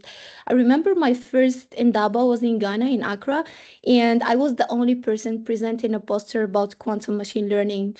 And people around are asking me, does quantum really work? Are you really able to run this circuit on like a quantum simulator or a quantum hardware? And that like flagged my attention to how can I connect all these minds? Because you might be a computer scientist, you might be a physicist, you might be a biologist, but you can have something to add to the quantum community with your expertise, your current expertise. So you don't need to be like an extreme like expert in quantum computing to be introduced and work in quantum computing. So the year after we came back to the Indaba, and we had the first session about quantum computing going like in the Indaba's history, where a lot of people attended and then asked a lot of questions, and a lot of them have been like introduced to quantum and started like merging quantum with AI and machine learning. And in that Indaba we launched Quantum Africa, and then we started like building first backbones of education. Now I'm happy to see that our efforts have reached even to the governments, where we started having some educational programs, masters and PhDs in quantum computing. So for me, like to reach the agenda of 2030, we need to think about the most important thing before thinking about the business and the startups, the education. Because if we don't educate our youth since high school or university level, or even researchers about quantum technologies and the importance of learning this technology, it's going to be really challenges to have a startup and people working on quantum while everyone else doesn't know what is quantum. And something else that is really important is like to build a research environment for people to can like, so that they can do experiments, they can run like interesting stuff on quantum hardware that can be built locally.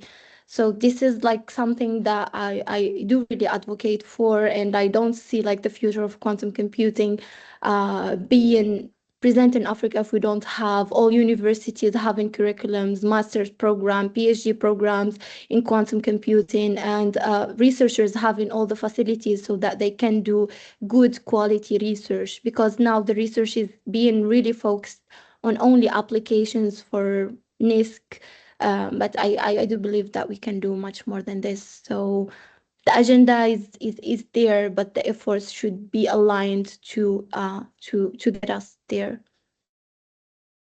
Absolutely. And I truly agree with this focus on education and awareness, because we don't just need those who are going to participate in quantum to know about quantum. We need policymakers to understand why we want to invest in quantum. We need many different professionals in business to understand why quantum has an impact so that they can also support it in their own way. So thank you so much, Yusra. Very valuable. And speaking more about business and why it's so important to quantum, I'd love to come back to Phumzile. First, I'd love to hear about your entry into quantum, and then I do have a question related to business for you. Sure. Hi, Sierra, every speaker who's part of this, and the audience as well, who's joining us for our last roundtable for the year. So my background is actually from physics. It seems everyone is almost like a cliche that everyone is from physics when they got involved into quantum, except for a couple of few. So yes, my background is from there, started my undergrad there, and then did my master's specifically in quantum information and processing. That's where I got to meet Farai. First time there, I think it was 2018. Yes, 2018. And then got to tinker with the first version of IBM's online quantum processor. So it was the GUI was a bit, it wasn't too standard like now, but yeah, it's something, it was the first rollout. So got to tinker as well with that during that time. Interested also in the community built as well, the launch of One Quantum Africa. I also looked at the chapter for South Africa, organizing events. And for me, it was who's doing what. That's why the earlier speaker mentioned IBM in South Africa. So got to invite thought leaders there, your likes of Ishmael, and then from a closer university in SA, the late Professor Barry Dowolotsky, also just getting the ideas and feels, how can we make this work?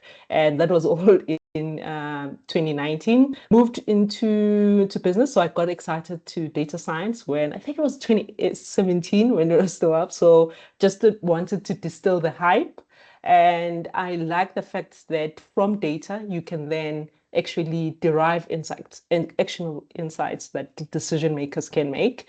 And now I sit in that space where I want them to also make decisions regarding quantum. So it's having those discussions to say, where can we, especially from a corporate side of things, where do you see it working for you?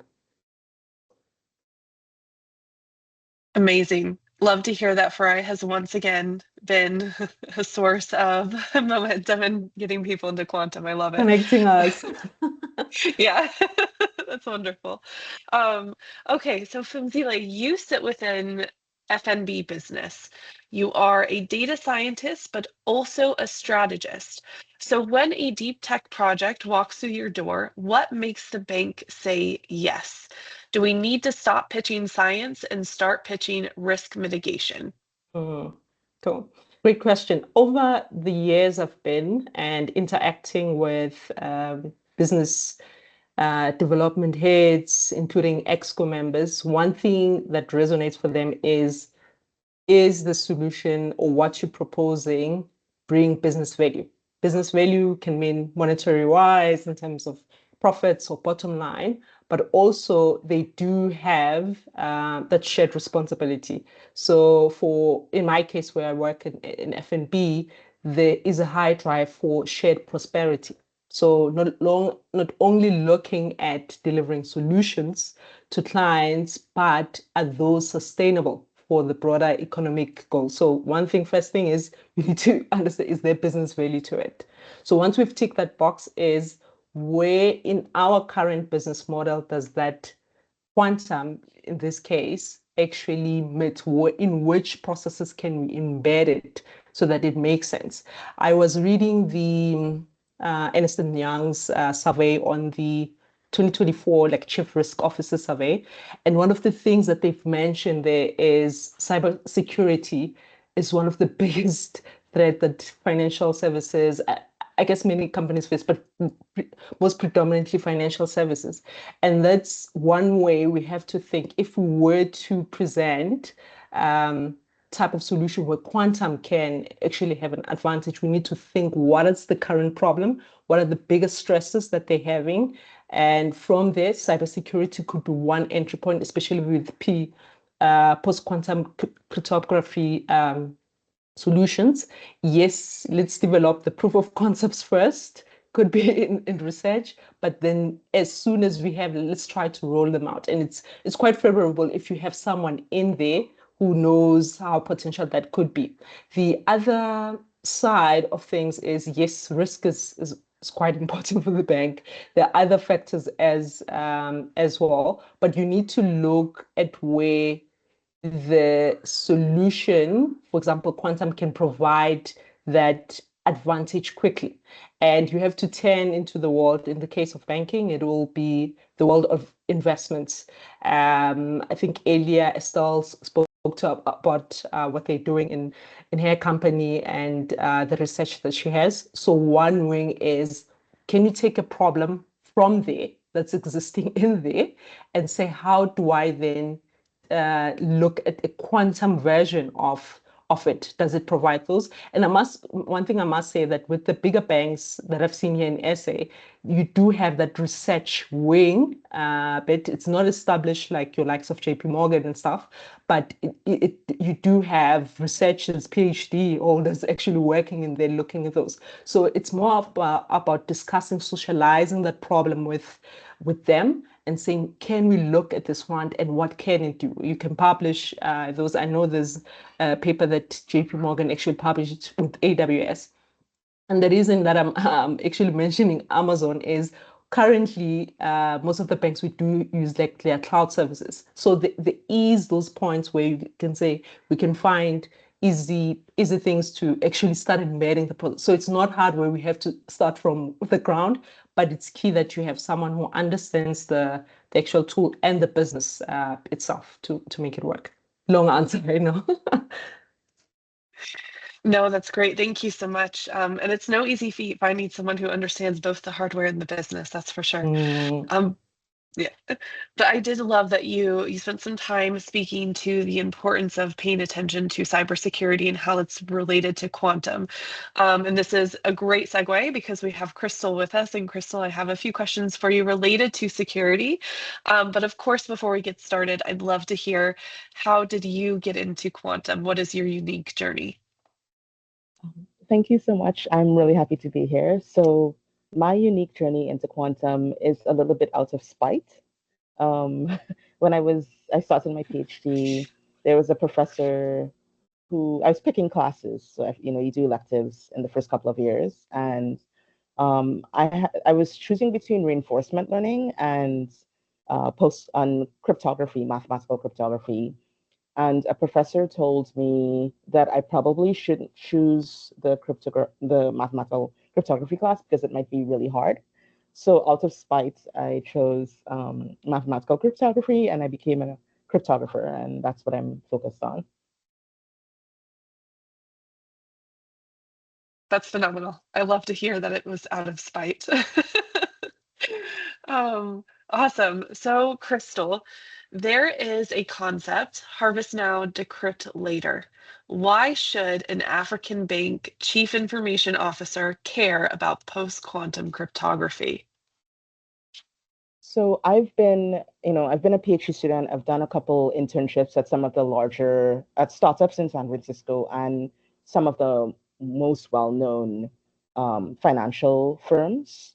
And what I've been seeing over and over is when you are someone who's considered talent in cryptography, you kind of get pipelined into national security for some of these larger countries. So what does that mean? It means that they're considering their national security, and a lot of other countries are being neglected, and that is a huge problem. So it's almost like a brain drain when it comes to cryptography, and certainly post-quantum cryptography. The lack of consideration also plays itself out in the fact that even the cryptography conferences, so those focused on cryptography or post-quantum cryptography, still take place mainly not in Africa. Like there was a map recently that IACR, which is the organization that hosts many of the cryptography conferences, had on places that they had their flagship cryptography conferences, and Africa was not included at all. And so there was one other cryptographer who's studying in Switzerland, and he mentioned, how could you not have, how could you neglect an entire continent while talking about, we've globally had conferences. And this is happened again and again. So it tells us that they're not thinking about including us. And so we have to not let brain drain take our best and brightest to make the best national security for other countries. We also have to take care of our own national security. Absolutely. Absolutely. And it's important to recognize that these efforts need to start now because of Harvest Now, Decrypt Later, and because any transition over to PQC will take time. So yeah, great to hear more about security and the threats. And I'm curious, if you were sitting in the C-suite of an African telco or a bank at this moment, what is the first thing you would be doing to prepare? Would you consider the threat imminent? It's definitely an imminent threat. So there are both ways. If quantum computing never becomes a thing, then maybe we're building all these post-quantum schemes for nothing. I don't believe that. But in any case, there's still a need for these new forms of cryptography that are quantum resistant. So they are resistant against quantum attacks. And in terms of say our African banks, we need to have people who are trained and not reliant on, say, when in 2017, when NIST, which is a national standards organization in the United States, proposed these schemes. We can't wait for organizations like NIST to give us all the solutions. We have to train internally. We have to I would say also make strong connections with those people who are out there, you know, across the diaspora, and can come. We need to have this parallel transfer of information. And I would say in particular, cryptography has been, in my experience, a pretty lonely field in terms of representation. They're not that, I would say maybe I've met 3 persons across conferences from with any sort of African affiliation. And, you know, so they're not, you know, when I'm in the room and I ask some of these questions, I'm used to operating with limited resources and having to be creative in terms of finding solutions. And so we need to think about how, with our limited resources in our own home countries and the places that we come from, we can prepare, because a lot of these countries they're not thinking about us at all. And we need to also find solutions that are not just thinking about, are not just taking what they've given to us, because those may not be the best solutions. Just taking what, you know, America or Europe has decided may not be a fit for our needs. So I would say that we need to train and think, invest in research and development, make connections to those persons out there who are working in across the world, and really think for our, you know, make our own systems to protect against quantum attacks. Absolutely. Really shocking to hear that you've only come across 3 people with an African affiliation in PQC. Don't love those stats.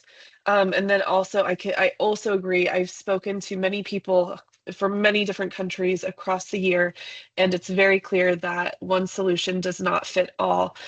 So absolutely. And I hope to see more development around PQC and around security and quantum for Africa next year. Thank you for sharing, Crystal. Very insightful. And looking at Africa on more in terms of how it fits into the global landscape, this is where I'd really love to take some time to speak to Hillary, who has a very broad view of everything that's happening in quantum across the world. So first and foremost, welcome, Hillary. And I'd love to hear, how did you get started in quantum? Thank you. Well, it's great to be here. And my role is different from a lot of the roles here. Sierra, I'm probably more aligned with you in terms of what we do. I'm not a quantum scientist. I'm not even a physicist or an engineer.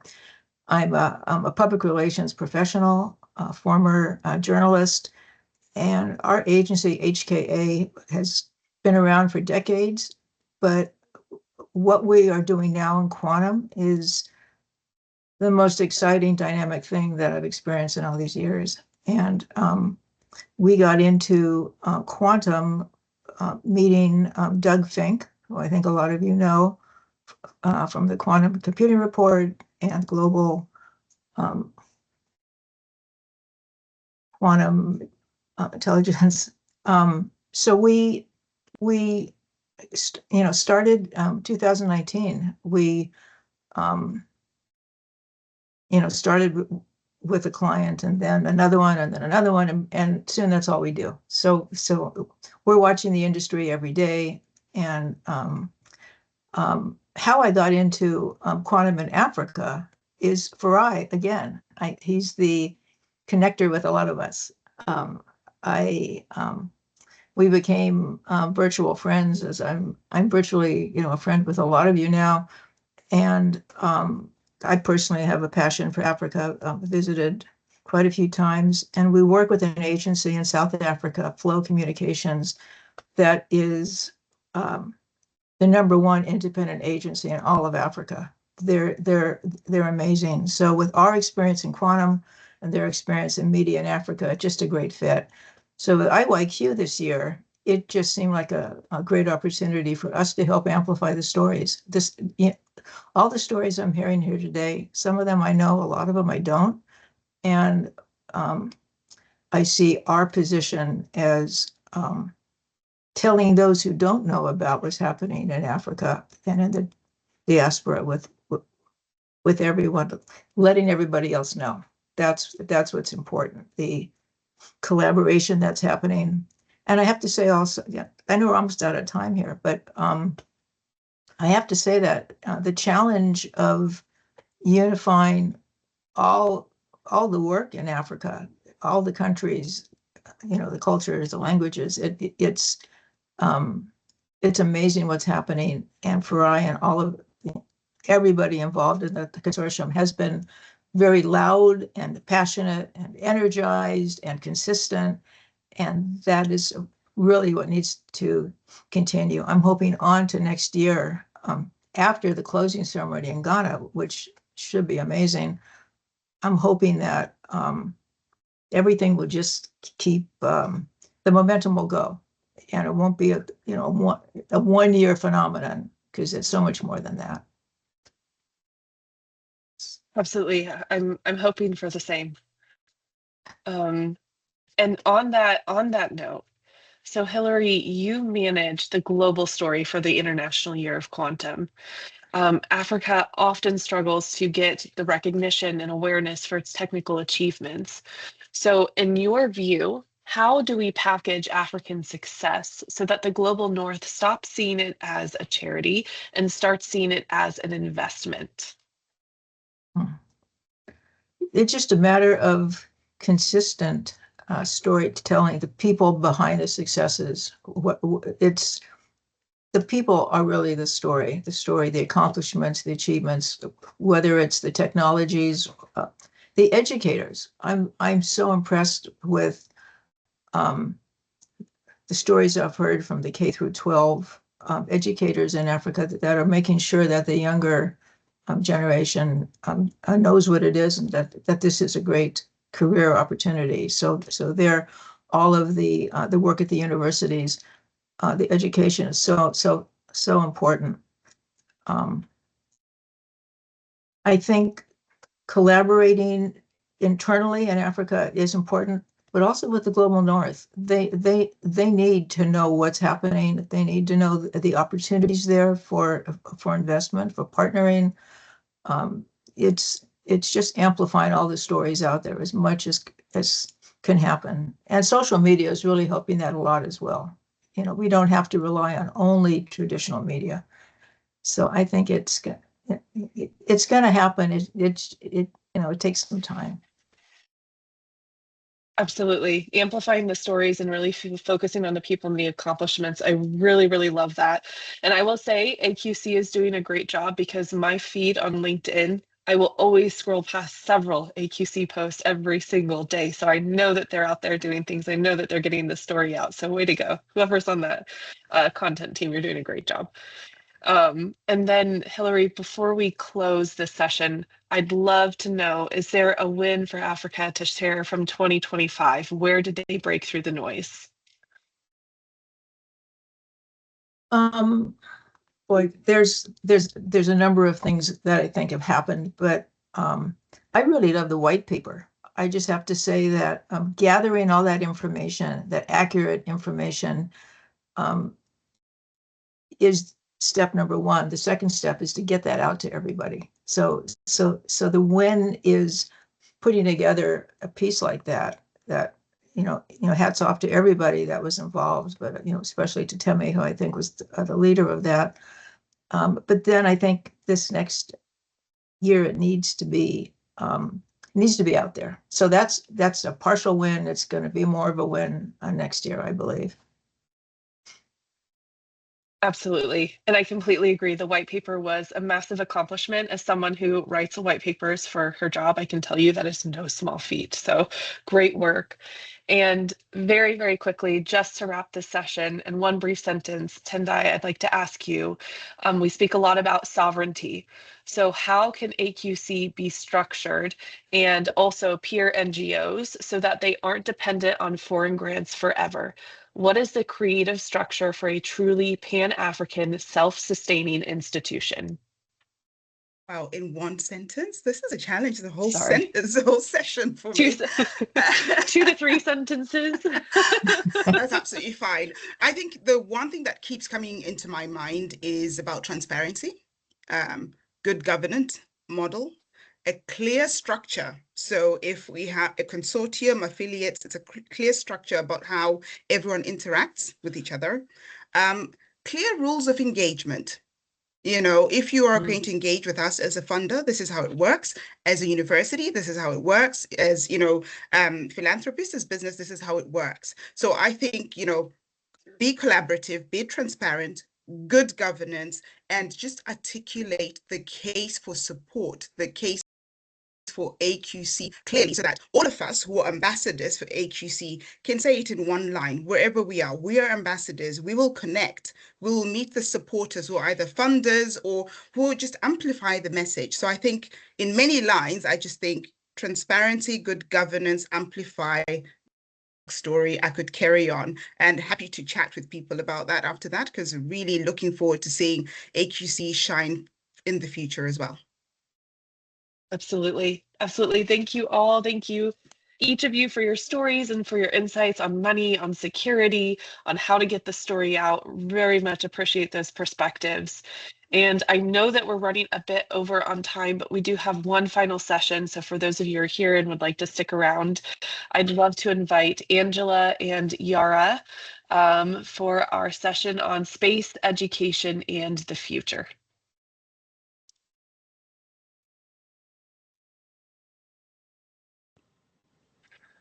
Hi.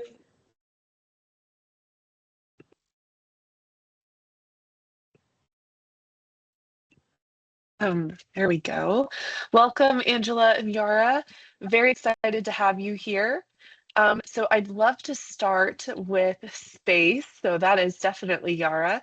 Before we get started, Yara, would you be able to tell us briefly about your entry into quantum?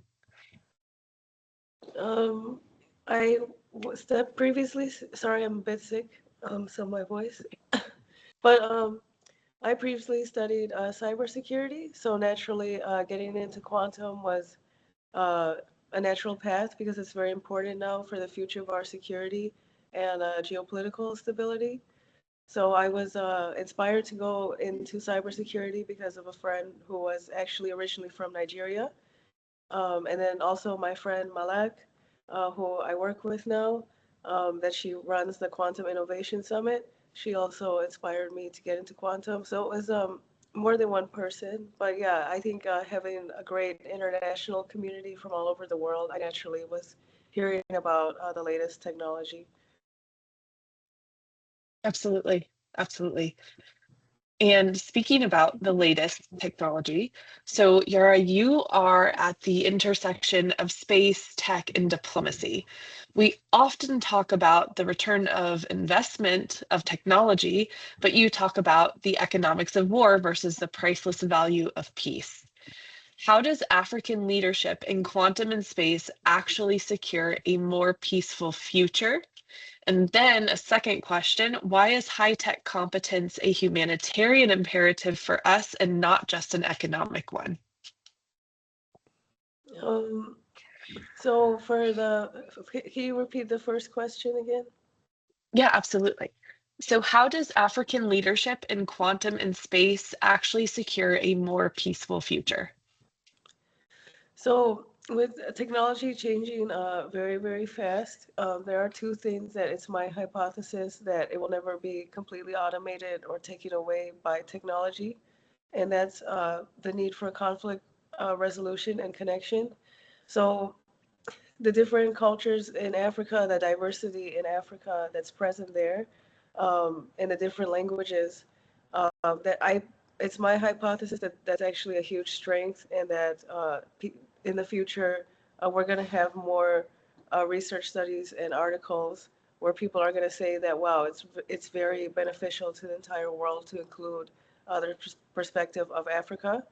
The different cultures there also know about the value of human connection. If you look at the way our community is run, the fact that we have a happy hour, how welcoming everyone is, and how natural it is, because it's in a lot of African cultures to be so welcoming. Now in the U.S., where I am, I'm in the United States. We have a loneliness epidemic, and there's always discussion about like the lack of community and loneliness. So for a lot of different reasons, even though the technologies may change so fast, we might not know all the technologies and the effects of those technologies 20 years from now. there are certain things that make us uniquely human. And if there are two humans in a room, they will never completely have the same perspective. So eventually, if they're talking hours and hours every day, 365 days a year, they're going to have a difference in perspective and a difference in opinion. So the fact that Africans are very accustomed to being exposed to many different perspectives, they're going to have the brilliance that the world is going to need. And also, there is a book called Mind in the Making by Ellen Galinsky, and there's a chapter that goes into neuroscience and different studies that have shown that it actually benefits your brain to be exposed to a lot of different perspectives, including in cognitive flexibility.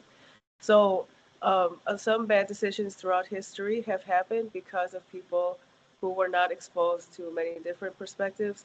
And I think, in this times where we have to think about the ethical use of technology and things like that so that we prevent different mistakes in the future, it's very, very important. And also, of course, everyone knows about the population in Africa, why Africa is the future regarding the population. We've said that here. But those are the two things I would want to highlight that I don't see people talking about as much is the capacity that the world needs Africa for with the advanced perspective on human potential for making human connection and for conflict resolution. So yeah, I've benefited personally. I've been in a lot of different rooms where decisions are made that affect human life. And I think, there's a lot of things that go on in those rooms, like power dynamics, peer pressure, group pressure, where some people may not feel comfortable sharing a perspective that could impact human life in the future. So I think it's very important for Africans to be included in the leadership table, and not in a way where it's just one African representing Africa, but a lot of representation. Amazing, amazing. Thank you so much, Yara. I think that these are really, really critical topics. And when we think about space and we think about quantum, we're obviously very focused on science and technology, but it's so important that there are advocates out here for getting more people in the room and for hearing more diverse perspectives. It's very critical. So thank you very much. What was the second question? The second one is, why do you believe that high-tech competence is a humanitarian imperative and not just an economic one?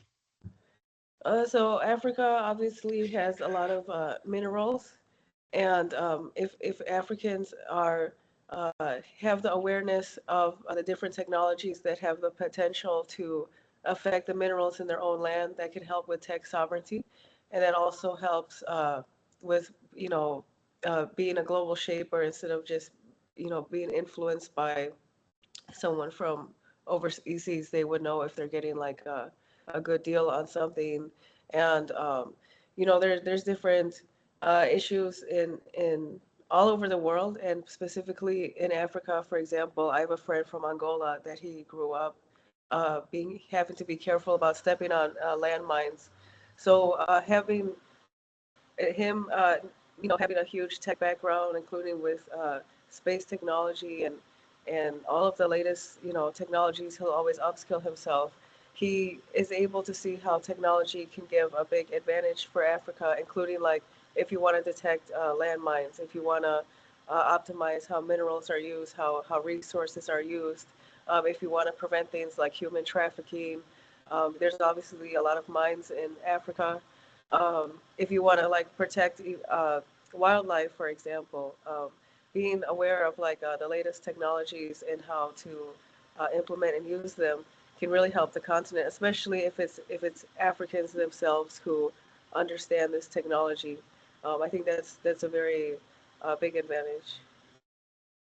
Absolutely. Absolutely it is. Thank you so much, Yara. And Angela, thank you for also joining us for this session. Before we get started, I'd love to briefly hear your story of how you became active in quantum.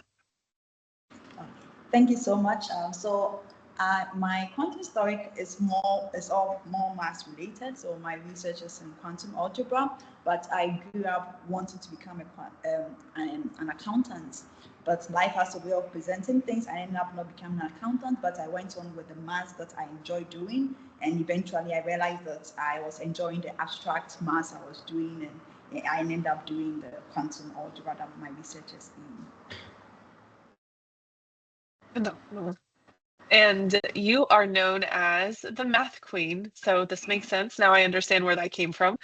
So we often say that data is king, but without mathematics, how do we actually draw insights from data? So why do you see math not just as a subject, but as the ultimate sovereign tool for Africa? Yes, thank you so much. And it's good that most of the speakers that have gone ahead, we have spoken about the sovereignty of Africa's youth in terms of in 2050, for instance, 1 in every 3 young person in the world will be African, talking about even the challenges that we face. So you mentioned the minerals. So I speak from Ghana, and in Ghana, there's a very big issue with illegal mining, using very toxic chemicals, polluting our water bodies and the rest, all in the search for minerals. But with all these quantum advances, quantum sensing, if our own people would understand the science behind it and build these tools, it's easier for communities, for instance, to embrace such technology. So where does the mass come in? So I believe it starts from the fact that growing up, most of us have very bad experiences with math. So we end up having this phobia for math, and we tend to think that we can't really do so much with it. So myself, in the university, my mentor was encouraging me to major in mathematics. But back then, I only saw math as something that you studied if you wanted to become a mathematics teacher. But later on, I realized that there was so much potential. You're talking about quantum here. If you want to build your foundations, and let's say quantum mechanics, you really need to understand concepts. Now, these concepts at that level, one of the speakers was sharing how challenging it was to go through all these courses. But I think it all comes down to our foundation. So speaking from the thinking of math as a tool, we need to build from our foundation. So growing up, when we learn about math, very often it's very abstract. So we learn about basic arithmetic. And when we go to advanced courses, you realize that most of these abstractions are from the basics. So for instance, my research in quantum algebra is just non-commutative algebra. So let me try to explain it in a minute. So we grew up learning about division. So 2 divided by 3. And as a young person, we were told that 2 divided by 3 is a fraction less than 1. And 3 divided by 2 is also a fraction greater than 1. So you realize that the order in which you do division matters. 2 divided by 3 is not equal to 3 divided by 2. Now, when we think of multiplication, it's different because there are 2 times 3 and 3 times 2 is the same. So the order doesn't matter. So you think of the concepts of multiplication as being commutative, saying that the order doesn't matter, but with division, the order does matter. Now let's bring to the abstraction. So the abstraction is what I do in quantum algebra. So quantum algebra just means that the order in which you do your operations matter. So for instance, if you want to use an example of, okay, so I have a device and I want to think of a way of, so if I have this device, for instance, and I want to rotate it and reflect it, the order in which I do, will it matter me rotating first and then reflecting, or reflecting and rotating? So and I can go on and on. So I believe that to really use mathematics as a tool in Africa for us to make the best out of using it to solve our challenges, we really need to go to the basics. We need to teach maths very well, using very relatable examples, and also making sure we focus on understanding. In Ghana, for instance, a few weeks ago, our final exam results were released, and most people had failed in mathematics, which meant that they cannot go into university. But if we had taught maths at the basic level, for students to understand that irrespective of your career, there is some maths in it, and using examples to teach them, then they end up building this, this interest in math, and it translates into us using it to solve some of the challenges that we face. For instance, in mining, and even recently I was in this quantum hackathon. Dorcas was also there, where people were proposing quantum solutions to malaria, which is a very big challenge here. So I believe if we go back to the basics, understanding what the mass is and building on it, we really will make a lot of advances. Absolutely. And I completely agree. There needs to be a focus on foundations, especially in mathematics. You need a solid foundation in order to progress. And I also love that you mentioned that it's important to be intentional about how it's taught. I think there was a speaker earlier who said that really your teacher, how it's taught really matters, especially in these subjects. So that being said, you work with girls across the continent. Can you give us one specific example of impact that stands out to you, a moment that really made you say, this is why I keep going? Okay, yes. So a few years ago, I finished my PhD in the UK. I packed my bags and I said I was coming to Africa. And the question was, okay, why are you coming back to Africa when the opportunity is there? But for me, I saw the challenges in Africa as an opportunity.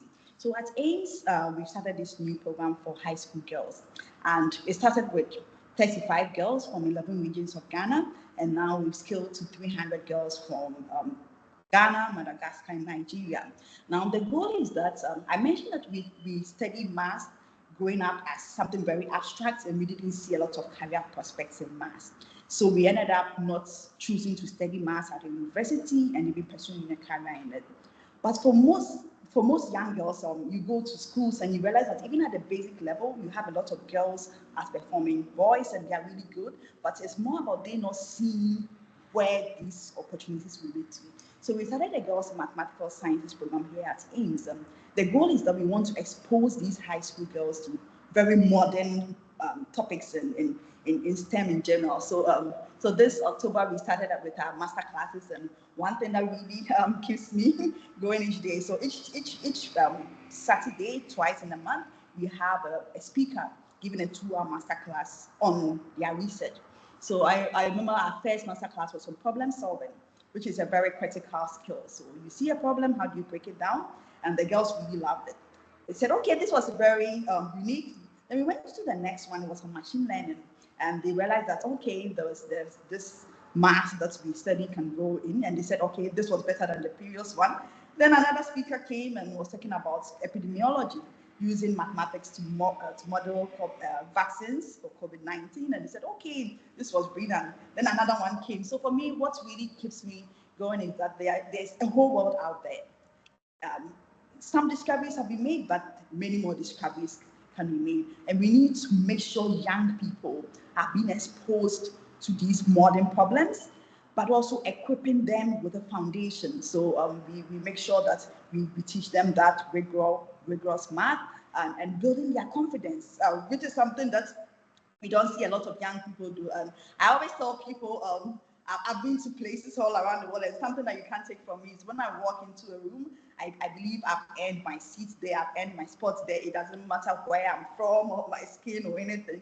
I believe that my competencies have brought me there. And this is something that we need to train most of our young people. They need to be confident in their abilities, that irrespective of where I'm from or whether people have done it before or not, I can actually break that barrier. And this is something that we are building in Africa, and we really want to see it grow beyond these borders.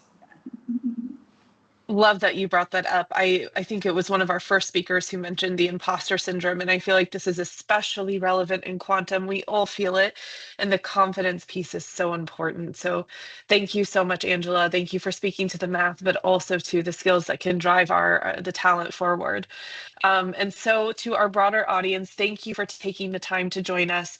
Before we go, we do have one last brief session, just the closing vision. So all of our speakers, please turn back on your videos and join us to go over the closing vision and also end the episode overall.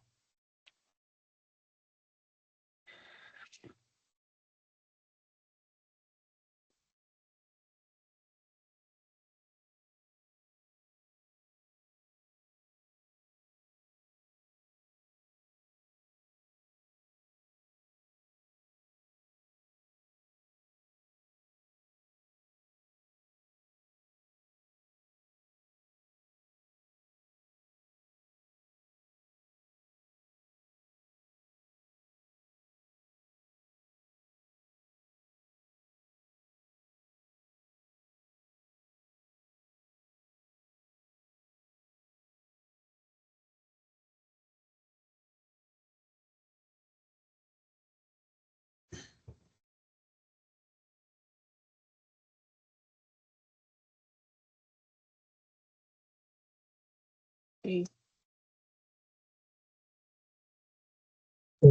think everyone's video is on right now. Okay, fantastic. Thank you. I was just about to ask. Fantastic. So I have two brief questions for every speaker. So just one sentence for this first question, one word for the second question. But for the first question, I'd love each of you to answer, and please feel free to jump in as it works for you. Imagine that it is now December 12th, 2030, so 5 years from now. We're looking back at today. What is one thing that we are celebrating that we achieved because we decided to collaborate today?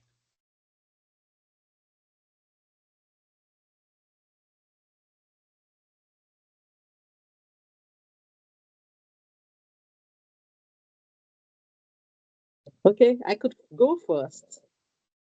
So Thank you, I Tammy. think, yeah, looking back to the one thing we would look back and say, this is great, would be looking back at the collaborations and the assets we built for, coming generations, like, young girls still back in Africa who are looking at and say, can I do this? Can I actually be in this field? So we've paved the way for them. We've showed them that this is possible. So yeah. So for the second question, yes, one word, execution. We don't want to talk anymore and saying, how can we get into quantum, or how is quantum good for us? No, we want to go into execution. We want to start building our own hardware. We want to, start building startups and innovative solutions for Africa. So execution is the word for 2026, execution. Yes, thank you. Yes, so everyone, the second question, one word to define 2026. So tell me in one sentence, what are we achieving in what are we looking forward and celebrating that we achieved in 2030? And then one word to define 2026. And then does anyone else want to jump in and tackle both of those? Sure. I mean, I can do the second one. I think maybe the one word for me that I think about for our group is unapologetic. So we're not going to apologize for being in this space. We're here. We're going to continue. We're going to grow, and we're very much a part of quantum.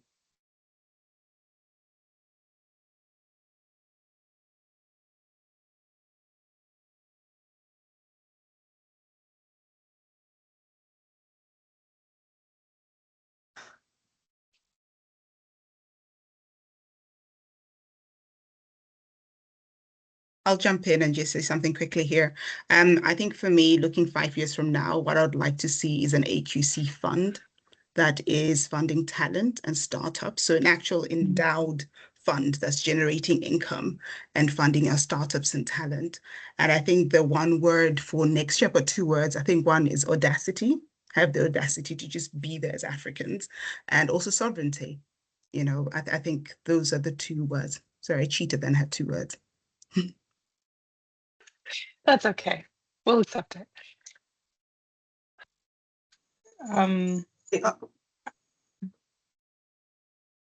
Okay, so I think the 2030, like 5 years from now, what I would want to see are the fruits of our actions today. I will not go over them one by one, but I mean, we've talked about all of the things we want to do in terms of the talent, the funding, and so on. So, I'm looking forward to seeing the actual fruits of that. And I think my word that I would say, like, for 2026 is yes. So let's say yes to whatever opportunities we get to get this moving forward. So like yes, and it being an action word, like yes into the action.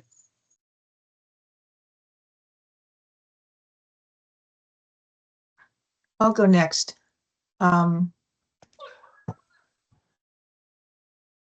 I think looking back 5 years or 5 years ahead, looking back, I'd like to have a real quantum hub in Africa. There are hubs all over now, increasingly, where there's a concentration of the universities, of the companies, of government funding, all of that. There needs to be that in Africa, and I think that will happen. I think we're going to see that. The word, I still think collaboration is the word. I think just more and more spreading out further from the people who already know, just collaborating more.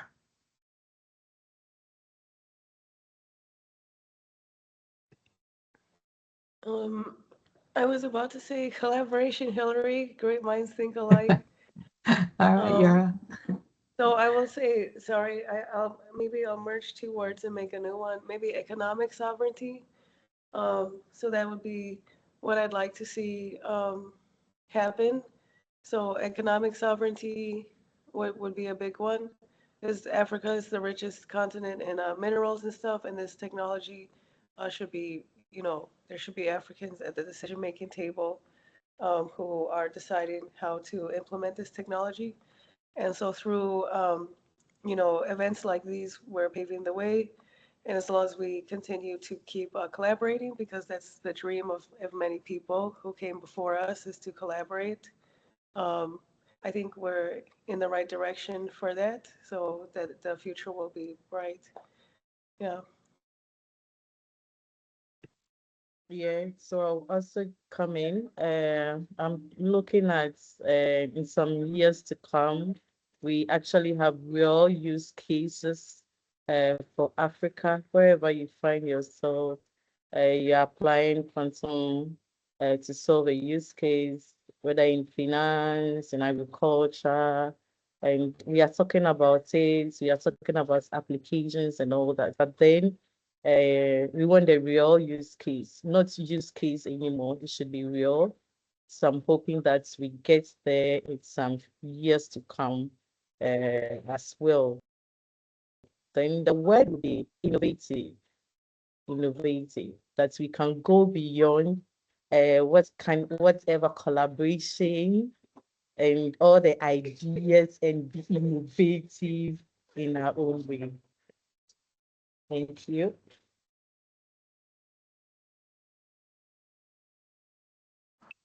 I'll come in if no one is speaking. So for me, that one word for 2026 would be execution, which someone already mentioned. Very often we talk, but we have to sometimes talk less and more actions, and we learn more by doing. So in 2026, execution, just do it. Yeah.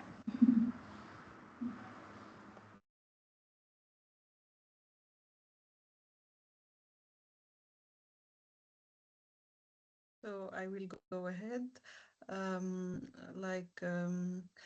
I think looking back for 2030, we are celebrating how our collaboration is strong, and how I think creating shared labs and networks that can be applied in multiple fields, like medicine. I think because it's my subject of interest, and also to launch projects between universities, education programs, or something like this.